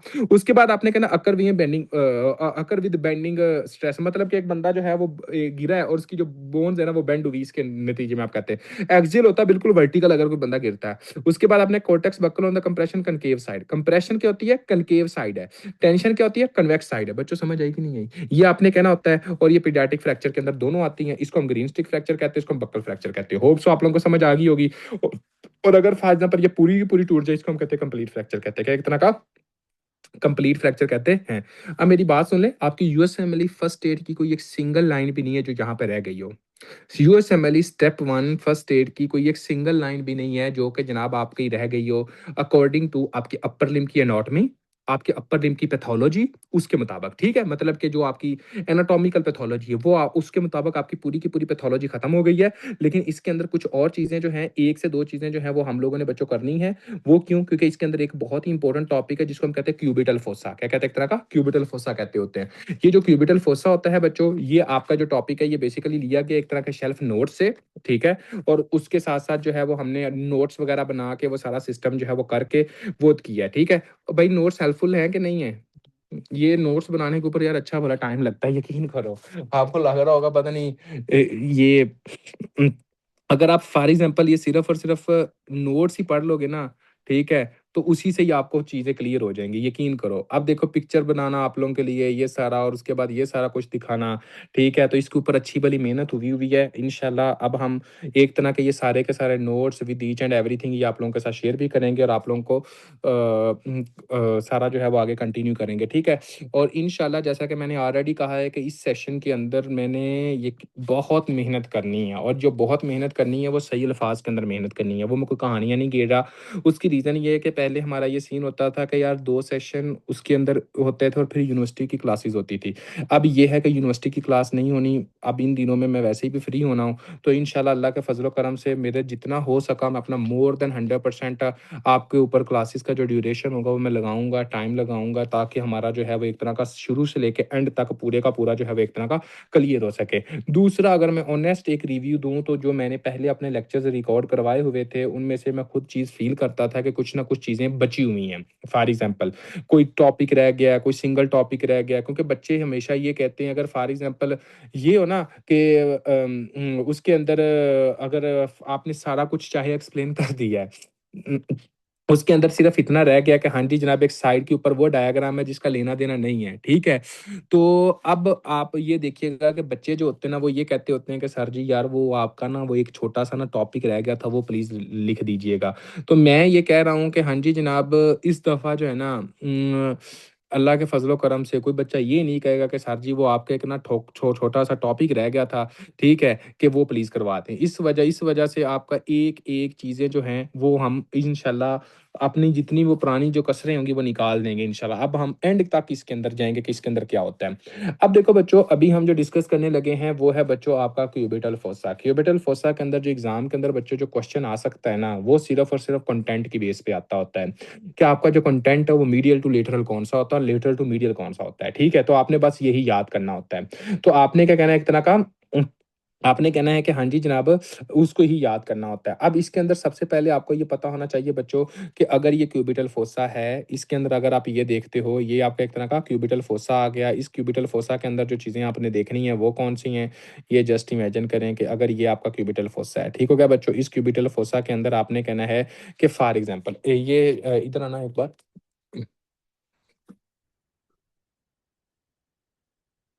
ये इधर आ जाओ। अच्छा जी, अब देखो बच्चों कि अगर हम इस क्यूबिटल फोसा के अंदर ये करते हैं कि इसके अंदर होगा क्या? सबसे पहले हमको ये पता होना चाहिए कि क्यूबिटल फोसा के अंदर आपका एक तरह का ये आपकी एक तरह की हम इस तरह ये लाइन करते होते हैं ड्रा, ठीक हो गया बच्चों? ये इस तरह की एक तरह की लाइन सी होती है, ठीक हो गया बच्चों? और उसके बाद आपने ये कहना होता है कि ये इस तरह ये सारे का सारा सीन होता है, ठीक है? ये इस तरह एक तरह का सारे का सारा ये सीन होता है बच्चों, ठीक है? ये सारे का सारा। और इसके अंदर आप लोगों को ये पता होना चाहिए कि अगर फॉर एग्ज़ाम्पल हम ये देख रहे हैं, तो इसके अंदर जो चीज़ आप लोगों ने अपने ज़हन के अंदर रखनी है, वो ये है बच्चों कि आपने ये कहना होता है कि फॉर एग्ज़ाम्पल क्या जो इम्पोर्टेंट बात है, जो आप लोगों ने अपने ज़हन के अंदर रखनी होती है, जो कि एग्ज़ाम पॉइंट ऑफ व्यू से आती भी और जो आप लोगों को पता होना चाहिए बच्चों। आपने कहना होता है कि सबसे पहले यहाँ पर आपकी ये वाली जो साइड होती है, वो कौन-सी साइड है? ये वाला हिस्सा कौन-सा है बच्चों मुझे ये बताइएगा। ये हिस्सा कौन-सा है? शाबाश। ये देखिए माशाल्लाह सेहतमंद आदमी की ये निशानी कि आपको खुद पता लग रहा होगा कि ये आपके एक हिस्सा हाथ लगा के आपको बोन पता लग रही होगी। इसको हम कहते हैं एक तरह का मीडियल एपिकोंडाइल। क्या है? एक तरह का मीडियल एपिकोंडाइल, ठीक हो गया बच्चों? तो आपने कहना है कि ये मीडियल एपिकोंडाइल है, ठीक हो गया? अब ये मीडियल एपिकोंडाइल जो पार्ट है, ये आपकी बॉडी की तरफ है या बॉडी से दूर है? आपकी बॉडी की तरफ है। तो आप इस हिस्से को क्या कहेंगे? मीडियल साइड कहोगे। क्या कहेंगे? एक तरह का मीडियल साइड कहोगे। और ये वाला जो हिस्सा होगा इसको हम कहेंगे एक तरह का बच्चों लेटरल साइड कहेंगे। तो जब ये मीडियल साइड है, ये लेटरल साइड है, ठीक हो गया? तो बच्चों आपने कहना है कि मीडियल साइड के यहाँ पर आपकी एक तरह की इस तरह ये साइड जो होती है, यहाँ पर एक तरह की एक नर्व गुजरती होती है। वो फॉर एग्ज़ाम्पल आपने एक तरह का ये देखना होता है, ठीक हो गया? आपने कहना है कि एक तरह का यहाँ पर आपने कहना है कि मीडियन जो होती है, वो आपकी नर्व होती है, लेकिन आपके क्यूबिटल फोसा के अंदर आकर ये इधर से ऐसे भी हो जाती होती है। अब ये ना कहना, "सर जी आपने तो कहा था कि यहाँ पर आपकी मीडियन नर्व फ्रैक्चर होती है, ठीक है? लेकिन आपने कहना है कि इधर से क्यूबिटल फोसा के अंदर जाके ये इस तरह ऐसे इस तरफ दूसरी तरफ ये टर्न लेती होती है, ठीक है? तो आपने कहना है कि सबसे पहले जो मीडियन नर्व होती है, ठीक हो गया बच्चों? ठीक है? अब मीडियन साइड पे उसके बाद यहाँ पे बच्चों आपकी एक आर्टरी होती है, यहाँ पे अगर आप हाथ लगाओ ना, 1 मिनट, यहाँ पे आपकी आर्टरी चल रही है। अब आप आर्टरी कैसे आप फ़ील करते हो? यहाँ पे आपको पल्स फ़ील होगी, हाथ लगाओ। तो आपको यहाँ पे मैंने हाथ लगाया है। जो पतला बंदा होगा उसकी पालपेट हो रही है, तो आपने कहना है कि ये कौन सी आपकी एक तरह की आर्टरी आ गई। ठीक होगा बच्चों। तो आपने देखा कि फॉर एग्जाम्पल यहाँ पे आपका मोस्ट जो मीडियल पार्ट होता है वो कौन सा होता है एक तरह का, आपने कहना है एक तरह का, आपने कहना है कि ये आपकी मीडियन नर्व है। उसके बाद कौन सी होती है एक तरह की ब्रेकियल आर्टरी है। ब्रेकियल आर्टरी के बाद आपने कहना है कि उसके बाद जो आपका आता है वो आपका बाइसेप का ये टेंडन आ रहा होता है। क्या आता है एक तरह का टेंडन आ रहा है बाइसेप का। तो अगर फॉर एग्जाम्पल आपसे ये पूछा जाए कि बच्चों मीडियल टू लेटरल जो हिस्से होते हैं वो कौन से हैं, तो आपने कहना है कि सबसे जो मीडियल साइड पे वो कौन सा हिस्सा है एक तरह का मीडियन नर्व। उसके बाद क्यूबिटल फोसा की बात कर रहा हूं। उसके बाद फिर आपने कहना है कि यहाँ पर क्या होता है ब्रेकियल आर्टरी। अगर आप हाथ लगाओ आपको फील भी होगा, ये देखें आपको खुद फील हो रहा है, ये मैं मुझे एक तरह की इसकी पल्स फील हो रही है। ठीक हो गया बच्चों। और ये कौन सी है, ये आपकी मीडियल साइड है। आपने कहना मीडियन नर्व के इधर है, ये कोई चीज अगर बिल्कुल इधर है, ये अंगूठे की तरफ, जो सबसे अंगूठे की तरफ वो कौन सी चीज है, वो लेटरल साइड है। और यहाँ पर कौन सा होगा, वो टेंडन आएगा। वो कौन सा कहता है, टेंडन ऑफ बाइसेप ब्रेक आएगा। ठीक है, तीनों चीजें क्लियर होगी। दूसरी बात आपने कहनी है बच्चों के इसके ऊपर ये आपकी कौन सी, ये हिस्सा कौन सा है, ये जस्ट इमेजिन करें। फॉर एग्जाम्पल ये आपको वेन नजर आ रही है। अगर हम एक तरह का देखें तो ये आपको वेन नजर आ रही होंगी। ठीक है, अब देखें आपने कहना होता है कि इनकी वेन का ये सीन होता है बच्चों कि फॉर एग्जांपल एक वेन होती है जो इस तरह जा रही होती है, ये इस तरह, फॉर एग्जांपल ये इस तरह वेन होती है। ठीक है, आपने कहना कि एक वेन इस तरह होती है जो कि इस तरह ये जा रही होती है। ठीक है, इसको इस वेन को हम कहते होते हैं बेसिलिक वेन। क्या कहते हैं, एक तरह का बेसिलिक वेन कहते होते हैं। उसके बाद ये वाली जो वेन होती है उसको हम कहते होते हैं कि ये कौन सी वेन एक तरह की बच्चों, आपने कहना ये सेफेलिक वेन है। अगर आप ये खुद देखो, ये बच्चों ये एक वेन नजर आ रही है, ये अब थोड़ी सी गौर करो, ये वेन आपकी इस तरह ही आ रही है, ये इस तरह आती आती इधर इधर जुड़ने लगी है। ये आ रही है ना वेन, ये देखो ये आपकी वेन अगर आपको सुपरफिशियल नजर आ रहा है, एक मिनट यार, ये देखें जी, अब देखें, हाँ शाबाश, इस तरह करो, हाँ वेरी गुड, क्या बात है, बस एक मिनट एक मिनट, अब देखें, ठीक है, अब देखें ये वेन है, और ये वेन कहां से कहां जा रही है, एक तरह इधर जाके जाके जाके ये जनाब इसके साथ अटैच हो रही है। ठीक होगा, ये इसके साथ अटैच हो रही है। अब वो वेन जो इधर से इधर इसके साथ अटैच हो रही है, ये कौन सी है, ये आपकी इसके साथ भी जुड़ रही है, ये वाले हिस्से के साथ भी जुड़ रही है, यानी कि वे वेन के साथ भी जुड़ रही है, और ये वेन के साथ भी जुड़ रही है। तो ये आपकी बेसिलिक वेन को सिफेलिक वेन के साथ जोड़ती है। तो वो वेन है जो आपकी बेसिलिक वेन को सेफेलिक वेन के साथ जोड़ती है, इस वेन का नाम क्या होता है, आपने कहना मिड क्यूबिटल वेन। क्या कहते हैं, एक तरह का मीडियन क्यूबिटल वेन या मिड क्यूबिटल वेन कहा जाता है बच्चों। और आपने कहना कि इंजेक्शन के लिए आप यही साइड लेते हो, फॉर एग्जांपल यहाँ पे इंजेक्शन लगा दें। ठीक है, इंजेक्शन के लिए आप यही साइड लगाते होते हैं। ठीक है बच्चों, तो ये आपको समझ आनी चाहिए। कोई ऐसा बच्चा जिसको नहीं समझे, बंदा पूछ सकते हैं, शाबाश एनीवन जी। तो आपने कहना है सेफेलिक अंगूठे वाली, बेसिलिक जो होगी वो आपकी बेस वाली। ठीक है, बेसिलिक और सेफेलिक के दरमियान को जो आपस में जो जोड़ती है उसका नाम क्या होता है, मीडियन क्यूबिटल वेन। वो मैंने दिखा दी, उसके अंदर आपने इंजेक्शन लगाया, चल भी बंदा फिट हो गया। उसके बाद आपने कहना होता है यहाँ पर आपका मीडियन आर्टरी, मीडियन नर्व, उसके बाद ब्रेकियल आर्टरी, और फिर का टेंडन ऑफ बाइसेप, ये आपने कहना। और ये क्यूबिटल फोसा होता है, ये एक डिप्रेशन होता है, गड़ा होता है, जो आपने कहना कि एल्बो जॉइंट के अंदर हम यहाँ पे देख रहे होते हैं बच्चों। ठीक है, कोई ऐसा बच्चा जिसको नहीं समझे बंदा पूछे, वरना हम आगे कंटिन्यू करें। और यहाँ पे अगर मैं आप लोगों को बताऊं बच्चों, एक तरह का है क्या, देखें यहाँ पे लेटरल टू मीडियन, यहाँ पे क्या लिखे एक तरह का बच्चों, लेटरल टू मीडियन है। तो लेटरल क्या है, आपने कहना है बाइसेप ब्राइकी टेंडन, उसके बाद ब्रेकियल आर्टरी है, उसके बाद मीडियन नर्व है, most medially median nerve, clear है। ब्रेकियल आर्टरी, उसके बाद ये सारा, उसके बाद सेफेलिक वेन है, मिड क्यूबिटल वेन है, ज्वाइंट सेफेलिक एंड बेसिलिक, तो हमने देखा था दोनों को जोड़ रही थी। उसके बाद कौन सी आपकी बेसिलिक वेन है। ठीक होगा बच्चों, और यहाँ पे देखें site of venipuncture, venipuncture usually perform the mid cubital vein because overlies bicipital aponeurosis which protect underline structure, मतलब इसके अंदर आपका जो एपोन्यूरेसिस होता है जो अंडरलाइन स्ट्रक्चर को एक तरह का प्रोटेक्ट करता होता है। ठीक है, और इसके अंदर नर्व्स भी इतना नहीं होती जो कि डैमेज हो सके। उसके बाद आपने कहना होता है बच्चों, मेन आपने यही याद करना है कि सबसे पहले मीडियन नर्व, उसके बाद आपने क्या कहना है आर्टरी, उसके बाद आपने कहना एक तरह का टेंडन। ठीक हो गया, उसके बाद आपने कहना है यहाँ पे आपका क्या आता है, एक तरह का मीडियन नर्व के साथ आपकी बेसिलिक, यहाँ पर आपकी सेफेलिक, उसके बाद जो बेसिलिक और सेफेलिक दोनों को जोड़ती है उसका नाम क्या एक तरह का बच्चा होता है, आपने कहना median cubital when, median cubital when आपने ये कहना होता है। कोई ऐसा बच्चा जिसको नहीं समझ आए वो बंदा पूछे, वरना हम आगे कंटिन्यू करें। अब देखें, ये है बच्चों आप लोगों का पूरे का पूरा आपका अपर लिम्ब, लोअर लिम्ब की जो मूवमेंट्स है उसको भी हम डिस्कस करते हैं कि लोअर लिम्ब की मूवमेंट्स के अंदर कौन कौन सी चीजें आती हैं। शाबाश, हाँ जी बच्चों। कल इसका टेस्ट लेके कल ओ भाई अभी करवाया ही नहीं है। 1.5 घंटे की क्लास में कल लोअर शुरू कर देंगे।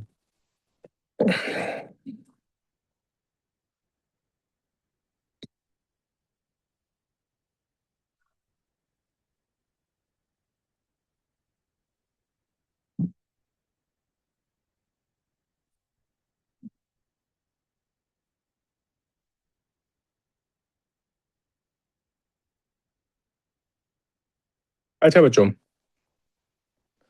अब देखो कि फॉर एग्जाम्पल अब आपके टांगों की मूवमेंट्स है, समझ आ रही है कि इसके अंदर क्या क्या होता है। सबसे पहले ये बंदा इस तरह खड़ा हुआ है, ठीक है। जैसे ये बंदा खड़ा है, और जिन लोगों ने रजिस्ट्रेशन करवानी हो, ये लास्ट दिन है, आप लोग रजिस्ट्रेशन करवा सकते हो, रब्ता कर लीजिएगा, ठीक है। क्योंकि फिर हम लोगों को जो ग्रुप है वो सेपरेट बनाना पड़ेगा, क्योंकि ऑलरेडी जो है वो आपके 3 दिन हो चुके हैं। उसके बाद देखें बच्चों, अब फॉर एग्जाम्पल ये बंदा इस तरह खड़ा हुआ है, ठीक है। 2 मिनट की ब्रेक लेनी है। क्या बात है, कौन है प्यारा भाई? भाई, अच्छा चलो 2 मिनट की बच्चों ब्रेक लेते हैं, उसके बाद हम आगे कंटिन्यू करते हैं, ठीक है। आपका इसके बाद आपका लोअर लिम्ब शुरू होगा 2 मिनट की ब्रेक के बाद। अच्छा बच्चों, अभी हम जो डिस्कस करने लगे हैं वो आ गया आप लोगों का एक तरह का लोअर लिम्ब। लोअर लिम्ब के अंदर भाई हम देखेंगे कि कौन कौन सी चीज़ें होती हैं। कल का आप, और मैं आपको एक बात बताऊं, मस्कुलोस्केलेटल जो है ना, वो आपका जो अपर लिम्ब लोअर लिम्ब है ना, आप जिस मर्जी बंदे से पूछ लें, वो बोरिंग होता है, ठीक है। और इस दफ़ा हमने फुल कोशिश की है कि आप लोगों को ना इंटरेस्टिंग करके पढ़ाएं, ताकि इजी रहे याद करने में। इससे जो आगे मस्कुलोस्केलेटल का जो फॉर एग्जांपल पैथोलॉजी है ना, वो तो हमने 2-3 दिन में सारी खत्म कर देनी है इंशाल्लाह, वो आप खुद कहोगे। उसके बाद फार्मा आनी है, फार्मा भी हम आराम से उनसे कर लेंगे। तो सबसे पहले बच्चों देखो कि इसके अंदर आपके मसल्स की जो मूवमेंट होती है वो कौन सी, किस मसल कौन सी करवाता है, और ये एग्जाम के अंदर क्वेश्चन आता होता है। जैसा कि फॉर एग्जांपल ये बंदा इस तरह खड़ा था, ठीक है। और ये बंदा खड़े खड़ा इसने टांग को इस तरह बाहर की तरफ मूव किया, ठीक है। तो जैसे ये टांग को बाहर की तरफ मूव कर रहा है, हाँ जी, एक टांग को, ठीक है। तो आपने कहना है कि इसके अंदर आपकी जो फॉर एग्जांपल जो आपके मसल इन्वॉल्व होते हैं वो कौन से होते हैं। आपने कहना ग्लूटियस मीडियस और ग्लूटियस मिनिमस। कौन सा मसल इन्वॉल्व हो रहा है एक तरह का, ग्लूटियस मीडियस और ग्लूटियस मिनिमस। तो अगर आपसे ये कहा जाए कि फॉर एग्जांपल आप टांग को जो बाहर की तरफ निकालते हो उसके अंदर कौन से मसल इन्वॉल्व होते हैं, ग्लूटियस मीडियस और ग्लूटियस मिनिमस होते हैं, ठीक हो गया बच्चों। दूसरी बात, अगर ये टांग को अंदर की तरफ लेके आता है, टांग को अंदर की तरफ लेके आता है, तो इसके अंदर कौन सा मसल इन्वॉल्व होते हैं, ए से एडुक्टर। एडुक्टर का मतलब क्या होता है, अंदर की तरफ लेके आना। तो एडुक्टर लॉन्गस, एडुक्टर मैग्नस, एडुक्टर ब्रेविस, ठीक हो गया। तो ये इजी है ना आपका एडुक्टर वाला। तो उसके बाद देखें जो एक्सटेंड करवाता है, एक्सटेंड का क्या है, ये आपका आपका डिस्टेंस बढ़ रहा है कि नहीं बढ़ रहा बच्चों, ये बताएं। अगर ये पीछे की तरफ इस तरह लेके ये एक्सटेंड कर रहा है, जैसा कि ट्राइसेप के अंदर हम बाजू को क्या करते थे, आप एक तरह का बहुत दूर करते थे, ठीक हो गया, ऐसे ही करते थे। तो ये क्या कर रहा है, ये टांग को बाहर की तरफ निकाल रहा है, ठीक हो गया। और इधर से आपने कहना है इसके अंदर का होता है एक तरह का मूव थाई बैकवर्ड। इसके आप कौन से होता है, एक्सटेंसर मसल। और एक्सटेंसर मसल के अंदर कौन से होते हैं, आपने कहना होता है बच्चों कि यहाँ पर जो बैक के जो मसल्स हैं, जैसा कि ग्लूटियस मैक्सिमस एक आ गया, उसके बाद आपने कहना सेमी मेम्ब्रेनस, सेमी टेंडिनस, और उसके बाद आपने कहना long head of bicep femoris, long head of bicep femoris, ठीक हो गया। उसके बाद आपने कहना होता है बच्चों को एक तरह का फॉर एग्जांपल जब आपका एक तरह का ये फ्लेक्सर है, ये आपका थाई को ऊपर की तरफ आप करते हो, जैसा कि आपको कहा जाए कि हाँ जी जनाब सीधा टांग को किक करो, ठीक है। तो आप क्या कर रहे हो, फ्लेक्शन कर रहे हो अपनी लेग की। तो इसके अंदर कौन से मसल्स होते हैं, आपने कहना होता है इलियकस मसल, रेक्टस फीमोरस, टेंसर फाशियल लाटा, पेक्टिनियस, सार्टोरियस, ठीक होगा। आपने ये कहना होता है। अगर आपको ये कहा जाए कि आपने अपने पाँव को अंदर की तरफ इस तरह, आपका एक होता था इधर ये इस तरह मूव करना है, एक होता था इस तरह अंदर की तरफ मूव करवाना, इस तरह, इसको हम कहते हैं इन्वर्जन, ये इंटरनल रोटेशन। ये आपकी एक तरह की इंटरनल रोटेशन, ये अभी मैं करके आपके ऊपर ही सारा कुछ करके बताता हूँ, ठीक है। आपने कहना इंटरनल रोटेशन, ये इन्वर्जन कहते होते हैं, ठीक हो गया बच्चों। और इसके अंदर भी कौन से मसल इन्वॉल्व होते हैं, ग्लूटियस मीडियस, ग्लूटियस मिनिमस और टेंसर फाशिया लाटा, ये आपने कहना होता है, ठीक हो गया बच्चों।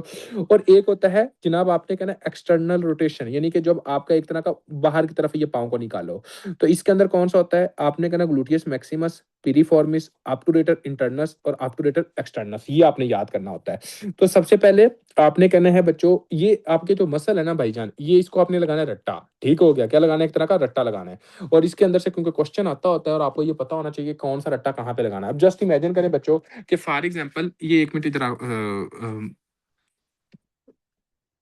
एक बार खड़े हो, ये बस इसकी इसके ऊपर ही ना एक बार कैमरा। अब देखें बच्चों कि फॉर एग्जांपल खड़े हो जाओ ना, खड़ा हो जा, खड़ा हो जा। अब देखो बच्चों, अगर फॉर एग्जांपल हम इसके अंदर ये कर रहे हैं, ठीक है।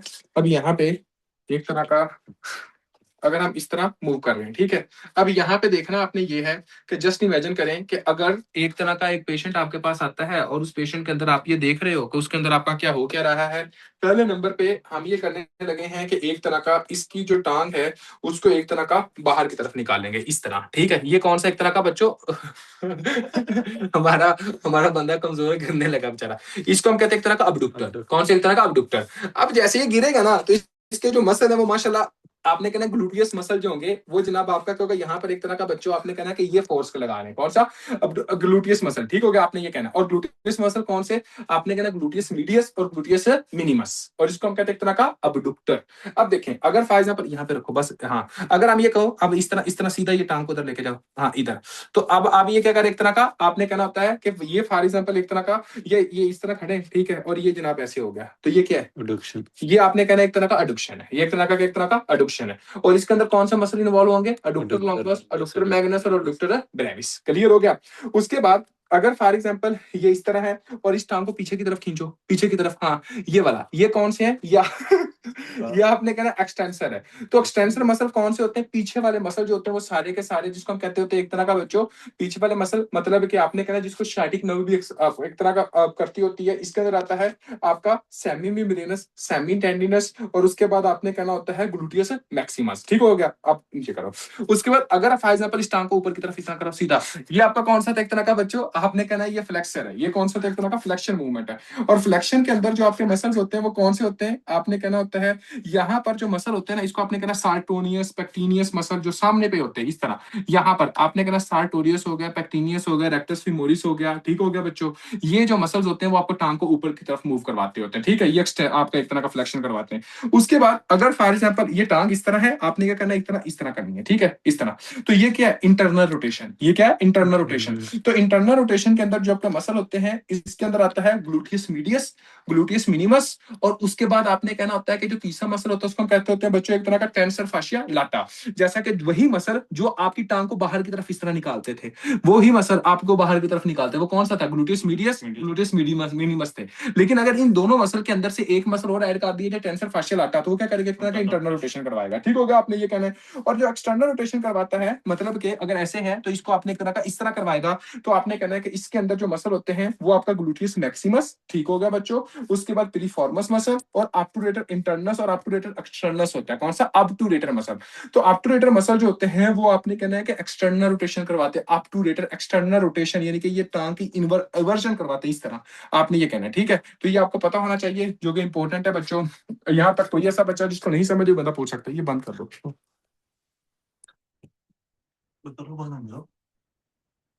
अच्छा जी,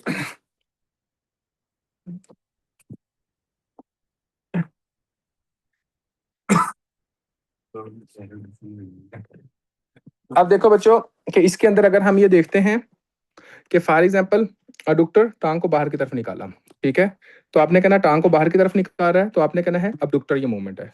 और अगर फॉर एग्जांपल इसके अंदर ये अबडुक्टर मूवमेंट हो रही है, तो इसके अंदर आपने कहना है कि ग्लूटियस मीडियस और मिनिमस इन्वॉल्व होगा। ठीक हो गया, टांग को अंदर की तरफ मूव कर रहा है, एडुक्शन, आपने कहना है एडुक्टर लॉन्गस, एडुक्टर मैग्नस और एडुक्टर ब्रेविस है। ठीक है, इस तरह याद कर लो। उसके बाद आपने कहना है कि आगे क्या है, एक्सटेंसर। एक्सटेंसर क्या होता है, पीछे वाले। आपने कहना है कि जो शैटिक नर्व इसको करती होती थी, आपने कहना है कि इसके अंदर आ जाता है ग्लूटियस मैक्सिमस, एक शैटिक नर्व ग्लूटियस मैक्सिमस को नहीं करती, फिर ना करना, या आपने कहना ये को करती, उसको हम भी थोड़ी देर में डिस्कस करेंगे। ठीक हो गया, स्क्रीन नहीं शो हो रही, ओ भाई बताओ तो सही ना, स्क्रीन नहीं शो हो रही।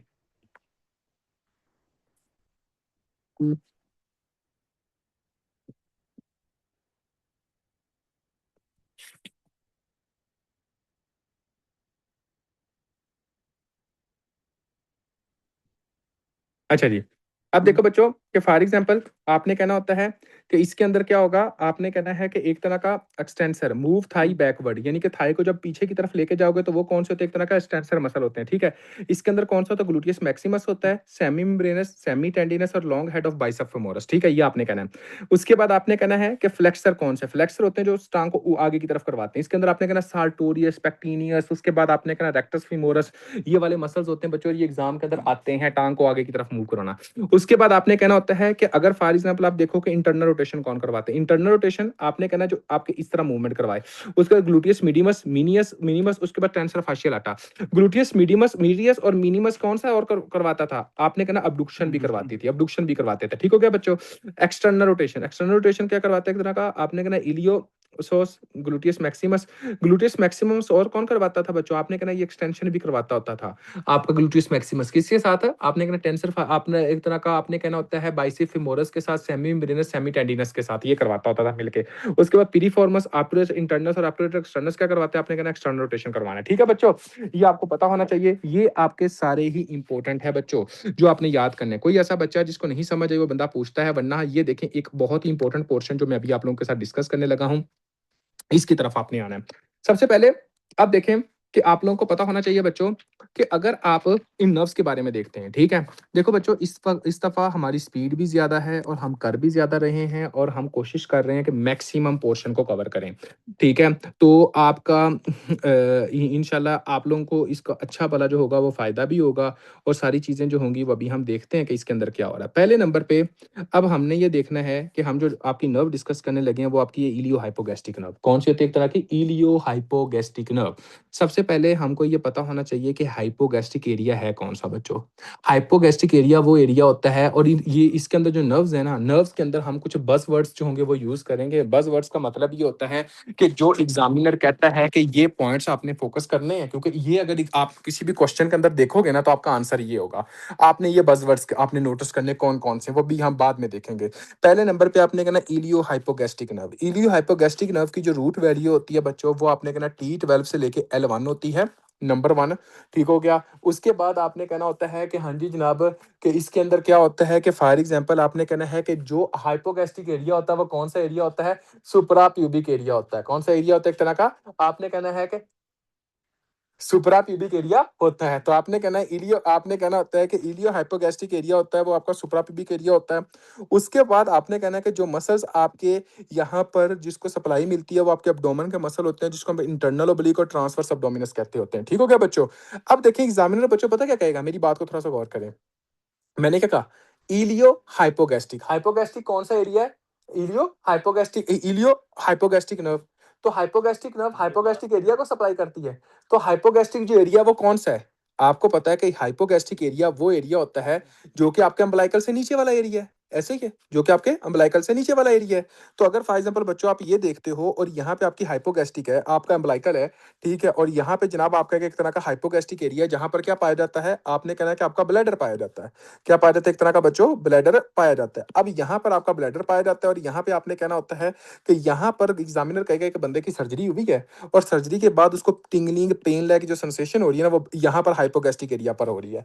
तो आपने आंसर क्या लगाना है, आपने कहना है ये इलियो हाइपोगैस्ट्रिक नर्व है, और इलियो हाइपोगैस्ट्रिक नर्व की जो रूट वैल्यू है एक तरह की T12 से लेके L1 तक है। तो समझ आई कि नहीं आई। तो अगर कभी भी एग्जामिनर ये कहे कि आपके पास एक पेशेंट आता है, उस पेशेंट के अंदर अब्डोमिनल सर्जरी हुई है, और सर्जरी के बाद उसके अंदर पेन टिंगलिंग लाइक जो सेंसेशन है वो उसका कहाँ होती है, सुपरा प्यूबिक एरिया में हो रही है या हाइपोगैस्ट्रिक एरिया में हो रही है। तो आपने क्या कहना है कि ये कौन सी नर्व डैमेज है, इलियो हाइपोगैस्ट्रिक नर्व डैमेज है बच्चों। क्लियर हुआ कि नहीं हुआ, शाबाश एनीवन जी। तो यहाँ पर भी हम आगे देखते हैं यहाँ पे क्या लिखा हुआ है बच्चों, ताकि आप लोगों के लिए क्लियर हो। आपने ये कहना होता है इलियो हाइपोगैस्ट्रिक नर्व है, सेंसरी सुपरा प्यूबिक रीजन। सेंसरी किसको करती है, सुपरा प्यूबिक रीजन को करती होती है। मसल कौन से, ट्रांसवर्स एब्डोमिनस इंटरनल ओब्लिक, ये दो मसल्स होते हैं। इसके बाद आपने कहना abdominal surgery, inguinal hernia repair, इस तरह की कोई ना कोई एग्जामिनर सर्जरी की हिस्ट्री देगा, और वो कहेगा कि हाइपोगैस्ट्रिक एरिया की तरफ मूव कर रही है। तो यहाँ पर न्यूरोपैथिक पेन, बर्निंग और the tingling in the surgical incision site radiating to वो इंग्वाइनल एंड सुप्राप्यूबिक रीजन।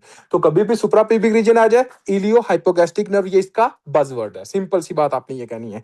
आगे आ जाओ, इलियो इंग्वाइनल नर्व। इलियो इंग्वाइनल नर्व बच्चों, आपका इंग्वाइनल हर्निया होता है किसी बंदे को, ठीक है। तो अब देखें, अगर फॉर एग्जांपल किसी भी इंसान के अंदर इंग्वाइनल हर्निया हो जाए, ठीक हो गया। अब ये इंग्वाइनल हर्निया जब होता है तो इंग्वाइनल जो कनाल होती है ना, उसके अंदर से आपकी एक नर्व गुजरती है, जिसको हम कहते होते हैं कि आपकी इलियो इंग्वाइनल नर्व। कौन से होती है, एक तरह की इलियो इंग्वाइनल नर्व। अब देखिए, अगर आप इंग्वाइनल हर्निया को रिपेयर कर रहे हो, ठीक हो गया, या फॉर एग्जांपल किसी भी बंदे की कोई ना कोई पेल्विक सर्जरी कर रहे हो, सी सेक्शन कर रहे हो, पेंडेक्टमी कर रहे हो, ठीक हो गया। तो इस कंडीशन के अंदर हुआ क्या, इस कंडीशन के अंदर बच्चों ये हुआ कि अगर एग्जामिनर ये कहे कि एक पेशेंट है, जिस पेशेंट की ना आप इंग्वाइनल हर्निया की सर्जरी कर रहे थे, या एक सर्जरी कर रहे थे, और उस सर्जरी के दौरान क्या हुआ कि आपकी इंग्वाइनल कनाल के अंदर से जो नर्व जा रही होती है ना, वो डैमेज हो गई है। तो इंग्वाइनल कनाल के अंदर से जो नर्व जाती है उसका नाम क्या होता है, इलियो इंग्वाइनल नर्व होता है। और ये जो इलियो इंग्वाइनल नर्व होती है वो सप्लाई किसको करती है, आपने कहना है कि इलियो इंग्वाइनल नर्व जिस हिस्से को सप्लाई करती होती है बच्चों, वो आपका मीडियल पार्ट होता है थाई का, सुप्रा मीडियल। यानी कि अगर ये थाई है बच्चों, तो थाई का ये वाला जो हिस्सा, बिल्कुल ऊपर वाला जो हिस्सा, इसको सप्लाई करती है। एक दूसरा शाफ्ट ऑफ पीनस को सप्लाई करती होती है बच्चों। उसके बाद आपने कहना लेबिया मेजोरा फीमेल के अंदर सप्लाई करती होती है। और सर रूट ऑफ पीनस को, जहां पर आपने कहना है कि रूट ऑफ पीनस को सप्लाई करती है, लेबिया मेजोरा को सप्लाई करती है, और उसके बाद आपने कहना होता है कि इसकी वजह से आपके एक रिफ्लेक्स होता है। रिफ्लेक्स पता क्या होता है? अब देखें मेरी बात को समझें। अगर फॉर एग्जाम्पल बच्चों ये टेस्टिकल्स हैं, ठीक होगा, टेस्टिकल्स के अंदर आपने कहना है कि हाँ जी जनाब ये आपकी एक तरह की बंदे की एक तरह की, ये जनाब आपकी एक तरह की लेग्स हो गई, ठीक है, और ये एक तरह की लेग्स हो गई, ये टेस्टिकल्स हो गए। इसके बाद आपने ये कहना होता है कि हाँ जी जनाब अगर फॉर एग्जाम्पल यहाँ पे आप कोई भी ठंडी चीज लगाओगे ना बच्चों, जस्ट इमेजिन करें यहाँ पे आप लगाते हो, ठीक हो गया, तो आपके जो टेस्टिकल्स होते हैं आपने कहना है ये ऊपर की तरफ मूव करते हैं। क्या करते हैं? एक तरह का ऊपर की तरफ मूव करते हैं, और ये एक नॉर्मल रिफ्लेक्स है। और इस नॉर्मल रिफ्लेक्स को हम कहते होते हैं कि ये क्रीमेस्ट्रिक रिफ्लेक्स है। बात को थोड़ा सा गौर कीजिएगा, क्या कहते हैं? एक तरह का क्रीमेस्ट्रिक रिफ्लेक्स है। अब देखें कि ये आपकी सक्रोटम की स्किन को सप्लाई करती है, ठीक हो गया। तो अगर फॉर एग्जाम्पल यहाँ पे आप कोई भी चीज थाई के ऊपर यहाँ पे लगाओ, तो आपने कहना है कि आपका क्रीमेस्टिक रिफ्लेक्स अगर डिक्रीज हो जाए, मतलब कि उतना ना हो जितना कि नॉर्मल ऊपर की तरफ मूव होने चाहिए, उतने बिल्कुल स्लाइटली सा हो, तो आपने कहना है कि इसके अंदर इलियो इंग्वाइनल नर्व उड़ चुकी है। अगर फॉर एग्जाम्पल क्रीमेस्टिक रिफ्लेक्स के एक तरह का कम हो जाए, लेकिन अगर किसी भी बंदे के अंदर क्रीमेस्टिक रिफ्लेक्स एब्सेंट हो गया है, तो आपने कहना है कि उस बंदे के अंदर जेनिटोफिमोरल नर्व उड़ चुकी है। बच्चों समझ आई कि नहीं आई? पहले नंबर पे मैंने क्या कहा कि हाँ जी जनाब यहाँ पर आपने कहना टेस्टिकल्स होते हैं, जैसे ही आप ये एक तरह का सुप्रामीडियल थाई के ऊपर यहाँ पर कोई ठंडा सब्सटेंस लगाओगे ना, तो जो टेस्टिकल्स होंगे वो थोड़ा सा ऊपर की तरफ मूव करेंगे, और ये आपका नॉर्मल प्रोसेस होता है, एक तरह का नॉर्मल प्रोसेस होता है, ठीक हो गया। इस प्रोसेस को हम कहते हैं ये क्रीमेस्टिक रिफ्लेक्स होता है। अगर तो किसी के अंदर ये आपका रिफ्लेक्स कम देखने को मिले, उतना ना देखने को मिले जितना कि नॉर्मल होता है, तो आपने कहना कौन सी नर्व उड़ी?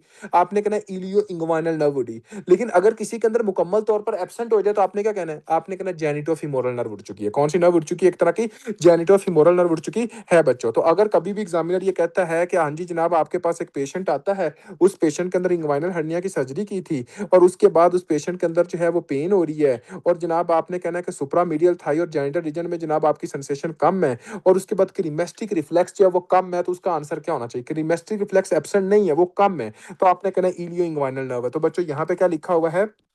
अगर आप इसको थोड़ा सा गौर करो, सेंसरी है, सुप्रामीडियल थाई है, मैंने बताया आपको, mons pubis root of penis के अंदर होता है, एंटीरियर सक्रोटम और लेबिया मेजोरा आपने कहना ट्रांसवर्स एब्डोमिनस और इंटरनल ओब्लिक मसल होते हैं। रिफ्लेक्स कौन से होते हैं? क्रीमेस्ट्रिक या जेनिटल ब्रांच ऑफ जेनिटोफिमोरल जो नर्व होगी वो एक तरह की आपने कहना है कि वो इसको देती होती है। उसके बाद आपने कहना इंग्वाइनल हर्निया, यानी कि ये हर्निया की कोई ना कोई सर्जरी की एक तरह की हिस्ट्री होगी। उसके बाद क्या लिखा होगा? बर्निंग पेन होगी, प्रेस्थीजिया अलोंग द इंग्वाइनल कनाल, ये लिखा होगा इंग्वाइनल कनाल, क्योंकि इंग्वाइनल नर्व वहां से गुजरती है। Low sensation supramedial thigh and genital region, cremasteric reflex आपका एब्सेंट नहीं है बल्कि कम है। क्या लिखे? एक तरह का कम में, एब्सेंट नहीं है। अब हम आते हैं जेनिटोफिमोरल नर्व। ये जो इलियो इंग्वाइनल नर्व होती है ये भी जेनिटोफिमोरल नर्व की ब्रांच ही होती है, लेकिन ये जो जेनिटोफिमोरल नर्व की इलियो इंग्वाइनल नर्व ब्रांच होती है इंग्वाइनल कनाल से गुजरती है। तो इस वजह से वो कहेंगे कि इंग्वाइनल कनाल की कोई ना कोई सर्जरी हुई, तो ये आप देख रहे हो। लेकिन अगर फॉर एग्जाम्पल किसी भी बंदे के अंदर प्रॉपरली बच्चों एक तरह की जेनिटोफिमोरल नर्व डैमेज हो जाएगी, तो क्या होगा? आपने कहना है कि ये आपकी सेंसरी सेंसेशन देती है स्क्रोटम को, लेबिया मेजोरा को और मीडियल थाई को, ये पूरी की पूरी मीडियल थाई को। और इसका मोटर सेंसेशन कौन सी होती है? क्रीमेस्टिक रिफ्लेक्स होता है। तो अगर फॉर एग्जांपल किसी भी बंदे के अंदर आप ठंडा सब्सटेंस यहाँ पे लगाते हो कोई ना कोई चीज, तो टेस्टिकल ऊपर की तरफ मूव करेंगे, ऐसे ही है। तो कौन करवा रहा है? जेनिटोफिमोरल नर्व करवा रही है। कौन करवा रही है? एक तरह की जेनिटोफिमोरल नर्व करवा रही है। तो अगर जेनिटोफिमोरल नर्व आपकी वैसी उड़ चुकी है, ठीक है, तो आप ये बताओ कि इसके अंदर के टेस्टिकल्स ऊपर की तरफ मूव होने चाहिए? नहीं होने चाहिए। जब ये मूव नहीं होंगे तो क्या होगा? क्रीमेस्टिक रिफ्लेक्स आपका एब्सेंट है। तो वो कंडीशन जिसके अंदर आपका क्रीमेस्टिक रिफ्लेक्स वैसे ही एब्सेंट है, 100% एब्सेंट है, तो आपने क्या कहना है? आपने कहना है कि जिसके अंदर क्रीमेस्टिक रिफ्लेक्स वैसे ही एब्सेंट है, जेनिटोफिमोरल नर्व उड़ चुकी है। वो कंडीशन जिसके अंदर क्रीमेस्टिक रिफ्लेक्स आपका मुकम्मल तौर पर एब्सेंट नहीं है बल्कि कम है, ठीक हो गया, वो कौन सी? आपकी इलियो इंग्वाइनल नर्व है। इलियो इंग्वाइनल नर्व किसकी ब्रांच है? जेनिटोफिमोरल नर्व की ब्रांच है। तो यहाँ पे देखना बच्चों, low upper medial thigh and the anterior thigh sensation beneath the inguinal ligament, lateral part of the femoral triangle, absent cremastic reflex। आपने कहना एक तरह का इसके अंदर क्या होता है? एक तरह का बच्चों आपने कहना आपके तरह का क्रीमेस्टिक रिफ्लेक्स क्या होता है? एक तरह का बच्चों आपके एक तरह का एब्सेंट होता है। अब देखिए बच्चों मेरी बात को थोड़ा सा गौर करें। अगर फॉर एग्जाम्पल ये आपकी एक तरह की थाई है, ठीक होगा, ये थाई है, आपने ये कहना यहाँ पे जनाब टांग वैसे ही जैसे समझिए गुजरी हुई है, ठीक है। अब देखें यहाँ पे आपने कहना है कि यहाँ पे आपके टेस्टिकल्स है, तो ये वाला पार्ट कौन सा होता है? मीडियल पार्ट, ठीक हो गया। तो ये वाला पार्ट कौन सा है? आपने कहना ये लेटरल साइड है। ये कौन सी साइड है? लेटरल साइड है, ठीक हो गया। अब आप खुद सोचो कि अगर फॉर एग्जांपल किसी भी बंदे के अंदर एक तरह का कभी भी एग्जामिनर ये कहे कि एक ऐसा बंदा आपके पास आता है, वो जनाब वो 20 है, ठीक है, और वो टाइट जीन्स वगैरह पहनता है, ठीक है, बेल्ट बहुत टाइट वगैरह बांधता था, टाई करता था, या वो कहता है कि उनको प्रेगनेंसी में फीमेल आती है, ठीक हो गया, और उसके बाद वो ये कहती है कि उसको यहाँ पर एक तरह की टिंगलिंग लाइक सेंसेशन है, तो ये कौन सी सेंसेशन जगह है? आपने कहना ये लेटरल थाई है। ये कौन सी थाई है? आपकी एक तरह की लेटरल थाई है। तो इस जगह पर जो आपकी नर्व सप्लाई करती है वो कौन सी होती है? Lateral femoral cutaneous nerve. कौन से होती है एक तरह के बच्चों? लेटरल फीमोरल क्यूटेनियस नर्व, ठीक हो गया। और आपने कहना है कि यहाँ पर जो आपकी नर्व होती है उसकी रूट वैल्यू क्या होती है? L2 से लेके L3 होती है। क्या होती है? एक तरह की L2 से लेके L3 होती है बच्चों। तो यहाँ पे अगर आप थोड़ा सा गौर करो बच्चों कि फॉर एग्जाम्पल, और ये प्रोसेस है जिसके अंदर कभी भी एग्जामिनर कहे कि आपके पास एक ओबीस फीमेल आ रही है, एक ऐसी फीमेल आ रही है जो कि टाइट क्लोथ पहनती है, एक ऐसी भी फीमेल आ गई है जो उसका प्रेग्नेंट और उसके अंदर लेटरल थाई के ऊपर बहुत ज्यादा टिंगलिंग और पेन लाइक सेंसेशन है, तो आपने कहना है कि इसका दूसरा एक नाम होता है जिसको हम कहते होते हैं मेरेल्जिया प्रेस्थेटिका। क्या कहते हैं एक तरह का बच्चों? आपने कहना इसको आप दूसरा कहते हैं एक तरह का मिरेल्जिया प्रेस्थेटिका। ये आपने याद करना होता है कि एक तरह का मेरेल्जिया प्रेस्थेटिका। तो अगर ये पूछा जाए कि मेरेल्जिया प्रेस्थेटिका आप किस में देखते हो, आपने कहना है कि ये आपकी लेटरल फीमोरल क्यूटेनियस नर्व के डैमेज होने की वजह से देखते होते हैं बच्चों। तो यहाँ पे देखें लेटरल फीमोरल क्यूटेनियस नर्व है बच्चों, इसके अंदर आपने क्या कहना होता है? एक तरह का sensory anterior and lateral thigh है। उसके बाद आपने कहना है कि टाइट क्लॉथ ओबीस बंदी होगी। उसके बाद आपने कहना है प्रेगनेंसी पेल्विक प्रोसीजर के अंदर हो सकती है। Low thigh sensation anterior and lateral, कहीं भी लेटरल आ जाए तो आपने क्या कहना है? आपने कहना है बच्चों इसके अंदर क्या होगा? एक तरह का लेटरल फीमोरल क्यूटेनियस नर्व है। Meralgia paraesthetica entrapment of the lateral femoral cutaneous nerve near the anterior superior spine under the inguinal ligament, low sensation paraesthesia, burning pain in the anterolateral thigh associated with obesity, tight belt, उसके बाद pregnancy. कोई ऐसा बच्चा जिसको नहीं समझ आई वो बंदा पूछ सकता है। शाबाश एनीवन जी। अब देखो बच्चों मेरी बात को थोड़ा सा गौर करना है। फॉर एग्जाम्पल मैं अब आप लोगों से पूछता हूँ, अगर ये आपको मैंने बताया था कि हाँ जी जनाब ये एक तरह का टांग है, फॉर एग्जाम्पल अब आपने ये कहना है कि अगर एक तरह की ये टांग है, टांग को जो अंदर की तरफ मूव करवाता वो कौन से मसल थे? ये एडुक्टर मसल थे, ऐसे ही है। उसको हम क्या कहते हैं? एडुक्टर लॉन्गस मैग्नस और ब्रेविस, ठीक हो गया। और यहाँ पर आपने कहना है कि मीडियल थाई के ऊपर यहाँ पर ये भी सेंसेशन देती है। वो कौन सी नर्व होती है? वो आपकी अपटूडेटेड नर्व है। तो अगर किसी भी बंदे के अंदर अपटूडेटेड नर्व डैमेज हो जाएगी तो क्या आपके एडुक्टर मसल जो होंगे वो काम करेंगे? शाबाशी बताइएगा। नहीं ना काम करेंगे। तो अगर कभी भी एग्जामिनर ये कहे कि आपके पास एक ऐसा बंदा आता है जिस बंदे के अंदर आप ये देखते हो कि फॉर एग्जाम्पल एक तरह की टांग जो है वो अंदर की तरफ मूव नहीं कर रही, अबडक्शन नहीं उसकी हो रही, ठीक हो गया, अडुक्शन नहीं हो रही, सॉरी अडुक्शन नहीं हो रही, और उसके बाद वो कहता है कि मीडियल थाई के ऊपर जो सेंसेशन है वो आपकी एक तरह की लॉस है, तो इसके अंदर कौन सी नर्व डैमेज है? तो आपने क्या कहना है? आपने कहना अपटूडेटेड नर्व डैमेज है भाईजान, सीधी सी बात, अभी तो हमने ये पढ़ा है, ठीक हो गया। आपने कहना एक तरह की अपटूडेटेड नर्व जो है वो एक तरह की डैमेज है बच्चों। तो यहाँ पर देखें अपटूडेटेड नर्व की जो रूट वैल्यू है वो L2 L3 और L4। तो यहाँ पे क्या होता है? एक तरह का सेंसी सेंसेशन मीडियल थाई है, अडुक्टर लॉन्गस मैग्नस ब्रेविस, उसके बाद आपने यहाँ से याद करना है, ठीक होगा बच्चों। उसके बाद आपने कहना होता है कि फॉर एग्जाम्पल इसके अंदर क्या होता है? पेक्टिनियस मसल हो गया, ग्रेसिलस हो गया, इसके बारे में भी देखिए ये क्या काम करते हैं? Low thigh sensation medially and adduction weakness, क्या होगा? एक तरह की एडुक्शन है नहीं होगी, ठीक हो गया बच्चों। अब यहाँ पे आ जाओ, अगर फॉर एग्जाम्पल बच्चों मैं आगे आपसे पूछता हूँ कि अगर यहाँ पे कौन सी होती है? फीमोरल नर्व होती है, ठीक हो गया। और फीमोरल नर्व का काम क्या होता है? आपने कहना फीमोरल नर्व वो काम होती है जो कि आपकी एंटीरियर थाई को सेंसेशन देती है और मीडियल लेग को। मतलब क्या है? अब देखें बच्चों अगर फॉर एग्जाम्पल आप यहाँ पे आते हो ना, ठीक है, और यहाँ पे अभी आप ये आ रहे हो, ठीक है, तो आपने ये बात अपने जहन के अंदर रखनी होती है कि फॉर एग्जाम्पल कि इसके अंदर जो चीजें आपने देखनी होती हैं कि एक तरह का, अब देखें ये आपकी इंटीरियर थाई को सब आपकी सेंसेशन मिल रही है, ये इंटीरियर थाई को ये सामने बिल्कुल सामने ही है ना, थाई को मिल रही। उसके बाद लेग को ये मिल रही है इस तरह, ये कौन दे रही है? आपने कहना है ये फीमोरल नर्व दे रही है। कौन सी दे रही है एक तरह के बच्चों? आपने कहना है ये फीमोरल नर्व दे रही होती है, ठीक है बच्चों, ये आपने फीमोरल नर्व करना है। और अगर फॉर एग्जाम्पल ये लेटरल थाई है, लेटरल थाई ये बंदा जो है वो एक तरह का ये टांग है उसकी, यानी कि अगर ये वाली साइड सिर्फ और सिर्फ साइड वाली जो साइड से एरिया है ना वहां पर सेंसेशन है, ये कौन सी है? लेटरल पेक्टोरल नर्व है। लेटरल पेक्टोरल नर्व है अगर फॉर एग्जांपल आपकी साइड लेटरल साइड आपकी इन्वॉल्व है। अगर फॉर एग्जांपल ये आपकी साइड अंदर की इन्वॉल्व हो चुकी है ये वाली, ठीक है, तो आपकी कौन सी नर्व डैमेज है? आपकी आपकी एक तरह की बच्चों अगर वो कहे कि क्रीमेस्टिक रिफ्लेक्स के साथ कौन सी नर्व डैमेज है, अगर आपकी मीडियल थाई है तो आपने क्या कहना है? आपने कहना है कि अगर क्रीमेस्टिक रिफ्लेक्स एब्सेंट हो तो जेनिटोफीमोरल नर्व डैमेज है। अगर ये कहा जाए कि आपके पास एक पेशेंट आता है जिस पेशेंट के अंदर क्रीमेस्टिक रिफ्लेक्स कम हो गया और आपकी अपर मीडियल थाई की सेंसेशन कम है तो कौन सी नर्व डैमेज है? और इंग्वाइनल सर्जरी हुई इलियो इंग्वाइनल नर्व डैमेज है। अगर ये कहा जाए कि ये आपकी सुप्रा प्यूबिक एरिया यहाँ पे जनाब आपकी एक तरह की पेन है तो कौन सी? इलियो हाइपोगैस्ट्रिक नर्व डैमेज है।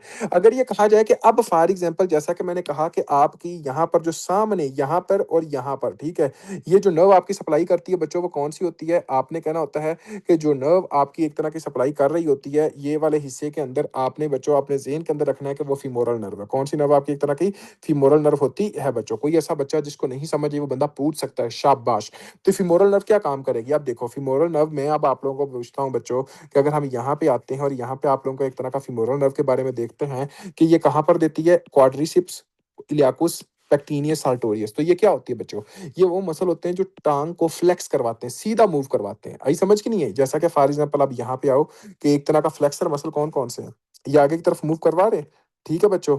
आपने कहना सार्टोरियस है, ठीक है? उसके बाद आपने कहना होता है पेक्टिनियस है, ठीक है? ये आपने कहना है कि एक तरह का इलियाकुस है, ये आपका इलियोसोस मतलब कि ये आपका आगे की तरफ मूव करवाते हैं बच्चों। तो आपने कहना है क्वाड्रिसेप, इलियाकुस, पेक्टिनियस, सार्टोरियस ये आगे की तरफ मूव करवाते हैं। तो आपने कहना है कि इस वजह से ये हो सकता है और पेल्विक फ्रैक्चर की वजह से कोई ना कोई हिस्ट्री हो सकती है। तो क्या लेग की एक तरह की आपकी आपने कहना होता है कि फॉर एग्जांपल बच्चों 1 मिनट बच्चों 1 मिनट।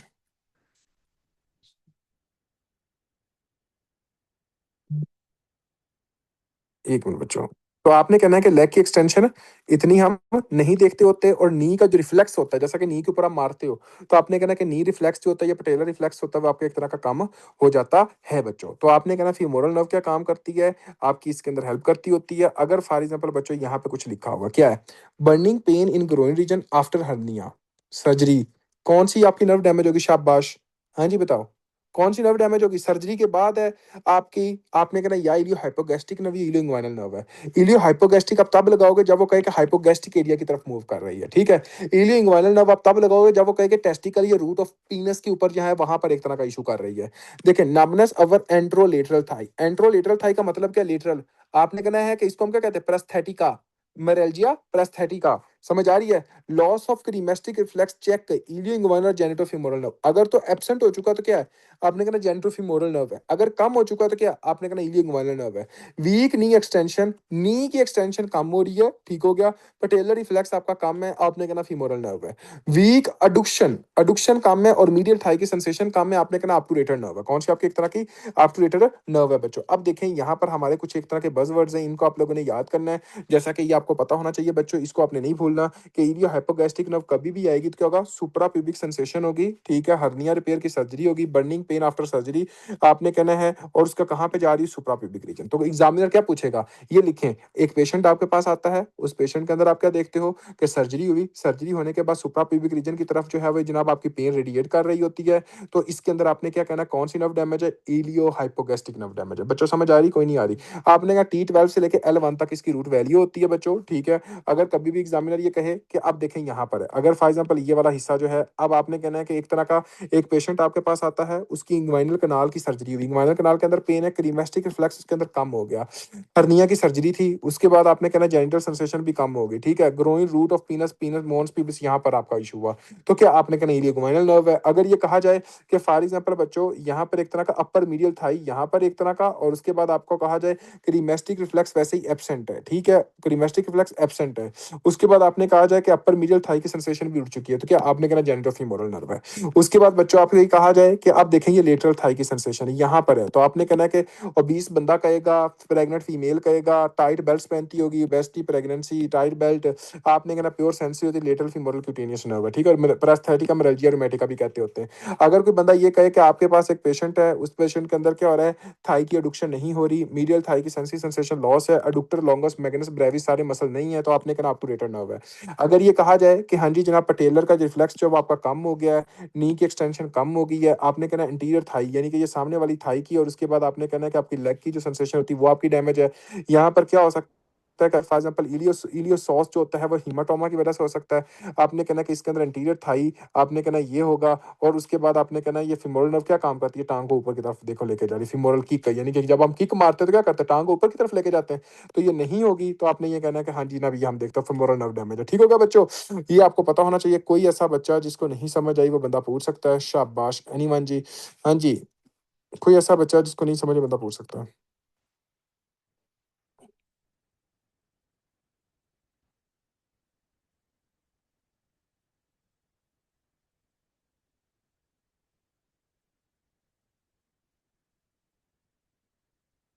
कितने बजे शुरू हुए थे हम लोग? 9:50 बजे। हम्म, 9:40 जाता का टाइम 40 थोड़ा क्लास में तो एग्जाम के लिए तो 10 बजे नहीं छूटेंगे 9, 10:40, 11:40, मतलब कि अब आपका रह गया है आपकी ये 5-6 नर्व्स। अगर कहते हो अभी करवा दूं तो अभी करवा देता हूँ, अगर कहते हैं सर जी कल करवा दें तो जैसे कहते हैं आप लोग। हाँ जी बच्चों।